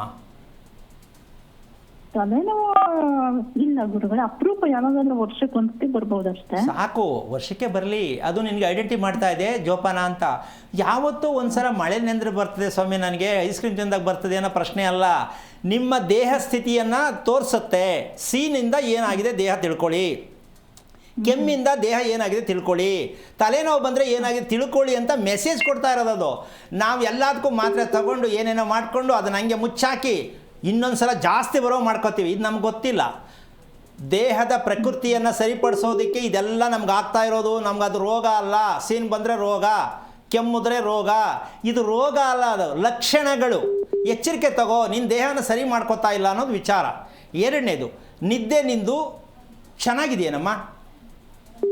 ಗುರುಗಳೇ ಚೆನ್ನಾಗಿದೆ. ಅಂದರೆ ಹಗಲು ನಿದ್ದೆನಾ ರಾತ್ರಿ ನಿದ್ದೆನಾ? ರಾತ್ರಿ. ಬೆಳಿಗ್ಗೆ ಎಷ್ಟೊತ್ತು ಕೇಳ್ತೀಯಮ್ಮ? 6:30. ಸ್ನಾನ ಎಷ್ಟೊತ್ತಿಗೆ ಮಾಡ್ತೀಯಾ? 9 ಗಂಟೆ ಒಳಗಾಗುತ್ತೆ. ಅಷ್ಟು ತನಕ ಏನು ಟೈಮು? ಅಂದ್ರೆ ಬೆಳಿಗ್ಗೆ ಎದ್ದೆಲ್ಲ ಮನೆ ಕೆಲಸ ಎಲ್ಲ ಮಾಡಿ. ಒಂದು ತಿಳ್ಕೊಮ್ಮ, ಓದಿದ್ಯಾ ತಾಯಿ, ವಿದ್ಯಾವತಿ ಆಗಿದೆಯಾ? ಆದರೆ ವಿದ್ಯೆ ಹೇಳ್ಕೊಡೋದ್ರ ಜಾಗದಲ್ಲಿ ಇದೆಲ್ಲ ಹೇಳ್ಕೊಡಲ್ಲ. ದೇಹಕ್ಕೆ ಏನು ಬೇಕು ಅಂತ ನಾನು ಹೇಳ್ತೀನಿ, ಕೇಳಿಸ್ಕೊ. ವಿಷಯ ಇಷ್ಟೇ, ರಾತ್ರಿ ಸತ್ತಿರ್ತೀವಿ, ಬೆಳಿಗ್ಗೆ ಹುಟ್ತೀವಿ. ಅದಕ್ಕೆ ಸ್ನಾನ ಮಾಡಬೇಕು. ರಾತ್ರಿ ಸತ್ತಿರೋ ಸೂತ್ಕ ತೆಗಿಬೇಕು ಅಂತ ಬೆಳಿಗ್ಗೆ ಸೂರ್ಯೋದಯಕ್ಕೆ ಮುಂಚೆ ಸ್ನಾನ ಮಾಡೋದು ನೀನು ಕಲ್ತ್ಕೊಂಡ್ರೆ 2 ಅವಳಿ ಜವಳಿ ಮಕ್ಕಳೇ ಆಗೋಯ್ತದೆ. ಅದು ತಿಳ್ಕೊ ಫಸ್ಟು. ಕಾಯಬೇಡ ನೀನು, ಮೊದಲು ನೀನು ರೆಡಿ ಆಗು. ಯಾಕೆ ಅಂದರೆ ಬೇಜಾರಲ್ಲೇ ಸಾಯಂಕಾಲ ತನಕ ಇರ್ತೀಯ ಅಮ್ಮ. ಮಗು ಆಗಬೇಕಾದ್ರೆ ಯೋಚನೆ ಮಾಡ್ಕೊಂಡು ದಯವಿಟ್ಟು ಮಗು ಮಾಡ್ಕೋಬೇಡಿ. ಆ ಥರ ಮಗು ಅವಶ್ಯಕತೆ ಇಲ್ಲ. ಸಂತೋಷಭರಿತವಾದ ದೇಹಕ್ಕೆ ಮಗು ಬೇಕೇ ಹೊರ್ತು ಯೋಚನೆ ಮಾಡಿಕೊಂಡು ಕಾಲ ಕಳೆಯೋರಿಗೆ ಮಕ್ಕಳು ಮಾಡ್ಕೋಬೇಡಿ. ಆ ಮಕ್ಕಳು ನೋಡಿ ನೀವು ಅನುಭವಿಸ್ಬೇಡಿ. ಆ ಮಗು ನಿಮ್ಮ ಮುಂದೆ ಅನುಭವಿಸೋದು ಬೇಡ. ಈ ಸತ್ಯ ಎಲ್ಲೂ ಹೇಳ್ಕೊಡೋರಿಲ್ಲ, ನಾವು ಹೇಳ್ಕೊಡ್ತಾ ಇದ್ದೀವಿ, ತಿಳ್ಕೊಳ್ಳಿ. ಯೋಚನೆ ಮಾಡಬೇಡಿ. ನಿಮ್ಮ ಗಂಡನ ವೃತ್ತಿಗೆ ನಿಮ್ಮ ಗಂಡ ಎಷ್ಟೊತ್ತಿಂದ ಎಷ್ಟೊತ್ತು ಕೂತ್ಕೊಂಡ್ರೆ ಎಷ್ಟೊತ್ತು ಅವ್ರ ದೇಹಕ್ಕೋಸ್ಕರ ಏನು ಕೊಡಬೇಕು ಅದು ತಿಳ್ಕೊಳ್ಳಿ. ನೀನು ತಿಂತಾ ಇರೋ ಊಟ ನಿಂದು ಯಾವುದೇ ಕಾರಣಕ್ಕೂ ನಿನ್ನ ದೇಹಕ್ಕೆ ನಿನ್ನ ವಯಸ್ಸಿಗೆ ಸಾಕಾಗ್ತಾ ಇಲ್ಲ, ದಪ್ಪ ಆಗ್ಬಿಡ್ತೀನಿ ಅಂತಲೋ ಅಥವಾ ಏನೋ ನೀನು ನಿರೀಕ್ಷೆ ಇಟ್ಕೊಂಡು ಊಟನ ಕಂಡೀಷನ್ನಾಗಿ ಕಟ್ ಮಾಡಿ ನೀನು ಯಾವಾಗಲೂ ತಿನ್ನೋವಂಥ ಅಭ್ಯಾಸ ಇಟ್ಕೊಂಡ್ರೆ ಯಾಕಮ್ಮ ಬೇಕು ಇದು? ಎಂಥದೋ ಮಗು ಬೇಡ ತಾಯಿ. ಒಳ್ಳೆ ಮಗು ಬೇಕು ಅಂದರೆ ಮೊದಲು ನೀವು ತಿಳ್ಕೋಬೇಕು, ಮೃಗಶಿರ ನಕ್ಷತ್ರಕ್ಕೆ ನಾನು ಹುಟ್ಟಿದ್ದ ಕಾರಣ, ನನ್ನ ಮನಸ್ಸಲ್ಲಿ ಆಗ್ತಾ ಇರ್ತಕ್ಕಂಥ ದುಷ್ಪರಿಣಾಮಗಳು ಏನು, ಇದಕ್ಕೆ ಕಾರಣ ಏನು ಅಂತ ತಿಳ್ಕೋಬೇಕು. ಉತ್ತರ ನಕ್ಷತ್ರದಲ್ಲಿ ಹುಟ್ಟಿರ್ತಕ್ಕಂಥ ಸಿಕ್ಕಿರುವಂಥ ನನ್ನ ಗಂಡನಿಗೆ ಅವರ ದೇಹಸ್ಥಿತಿ ಎಷ್ಟು ಸೊರಗ್ತಾ ಇದೆ, ಅವ್ರು ಎಷ್ಟು ಬೇಜಾರಲ್ಲಿರ್ತಾರೆ, ಎರಡೂ ಬೇಜಾರು ನಕ್ಷತ್ರನೇ ಸೇರ್ಕೊಂಡಿದ್ದೀರಾ. ಈ ಬೇಜಾರಿಂದ ಹೊರಗೆ ಬರೋದಕ್ಕೆ ಪ್ರಯತ್ನ ಮಾಡಿ, ಒಳ್ಳೆ ಮಗು ಮಾಡ್ಕೊಳ್ಳಿ. ಫಸ್ಟು ನೀವು ತಿಳ್ಕೊಬೇಕಾದ್ದೇನು ಅಂದರೆ ನಾನು ಯಾರು, ನಾನು ಹೇಗಿರಬೇಕು ನೀನು ತಿಳ್ಕೊ. ನಿನ್ನ ಗಂಡನ ಬಗ್ಗೆ ತಿಳ್ಕೊಳ್ಳಿ. ನೀವೇನು ಯೋಚನೆ ಮಾಡಬೇಡಿ, ಭಯ ಬೀಳಬೇಡಿ, ಟೆಸ್ಟಿಂಗ್ ಮಾಡೋಕ್ಕೆ ಹೋಗ್ಬೇಡಿ. ಮಗು ಆಗಬೇಕು, ಆಗತ್ತೆ. ಒಳ್ಳೆಯದಾಗಲಿ. ಖಂಡಿತ. ಇವತ್ತು ಕರೆ ಮಾಡಿದ್ದಕ್ಕಾಗಿ ಧನ್ಯವಾದಗಳು ಗುರುಗಳೇ. ಇವತ್ತು ಸಮಯದ ಅಭಾವ ಕೂಡ ಇದೆ. ಥ್ಯಾಂಕ್ ಯು ಸೋ ಮಚ್ ಇವತ್ತಿನ ಕಾರ್ಯಕ್ರಮದಲ್ಲಿ ನೀವು ಭಾಗಿಯಾಗಿದ್ದಕ್ಕಾಗಿ. ಇಷ್ಟೊಂದು ವಿಚಾರಗಳನ್ನು ನಾವು ಪ್ರತಿಯೊಂದು ಹಂತವಾಗಿ ಹೇಳ್ತಕ್ಕಂಥದ್ದನ್ನು ಅರ್ಥ ಮಾಡ್ಕೊಳ್ಳೋದಕ್ಕೂ ಸ್ವಲ್ಪ ಕಷ್ಟ ಅನಿಸುತ್ತೆ. ಆದರೆ ಕಷ್ಟದಲ್ಲಿ ಜೀವನ ಕಳೆಯೋದು ಬೇಡ. ಇದರಲ್ಲಿ ಏನೋ ಒಂದು ಸತ್ಯ ಇದೆ ಅಂತ ಸತ್ಯವನ್ನು ಅರ್ಥ ಮಾಡ್ಕೊಂಡು ಬದುಕಬೇಕು. ಇದೇ ನಮ್ಮ ಬದುಕಾಗತ್ತೆ ಅಂತ ಹೇಳ್ತಾ, ಮಹಾಲಕ್ಷ್ಮಿ ಆಗಿರ್ತಕ್ಕಂಥ ಪ್ರತಿಮಲ್ಲಿರ್ತಕ್ಕಂಥ ಹೆಣ್ಣು ಮಕ್ಕಳಿಗೆ ಇದು ಒಂದು ಸಂದೇಶ ಆಗಿರಬೇಕು ಅಂತ ಹೇಳ್ತಾ ಕಾರ್ಯಕ್ರಮ ಮುಗಿಸ್ತಾ ಇದ್ದೀನಿ. ಜೈ ಶ್ರೀರಾಮ್. ನೋಡಿದ್ರಲ್ಲ ವೀಕ್ಷಕರೇ, ಇವತ್ತಿನ ಆರೋಗ್ಯ ರಹಸ್ಯ ಕಾರ್ಯಕ್ರಮದಲ್ಲಿ ಸತಿಪತಿಗಳ ದಾಂಪತ್ಯ ಅಂದರೆ ಹೇಗಿರಬೇಕು ಅನ್ನೋದನ್ನು ಬಹಳ ಅಚ್ಚುಕಟ್ಟಾಗಿ ನೀವು ತಿಳ್ಕೊಂಡಿದ್ದೀರಿ ಅಂತ ಭಾವಿಸ್ತೆ ಇವತ್ತಿನ ಕಾರ್ಯಕ್ರಮವನ್ನು ಮುಗಿಸೋಣ. ನೋಡ್ತಾ ಇರಿ ಜಿ ಕನ್ನಡ ನ್ಯೂಸ್, ಸತ್ಯವೇ ಸುದ್ದಿಯ ಜೀವಾಳ. ಹೆಚ್ಚಿನ ಮಾಹಿತಿಗಾಗಿ ಸಂಪರ್ಕಿಸಿ ಶ್ರೀಮಾನ್ ಶ್ರೀ ಪುರುಷೋತ್ತಮ್ ದೇಶಿಕ್ ಗುರೂಜಿ, ಶ್ರೀ ಧರ್ಮ ಮಾರ್ಗ ಕಚೇರಿ 532, ಮಲತಹಳ್ಳಿ ಮುಖ್ಯ ರಸ್ತೆ, ಬೆಂಗಳೂರು 560056. ದೂರವಾಣಿ ಸಂಖ್ಯೆ 9148639933 ಅಥವಾ 8618915231 ಅಥವಾ 9108258834.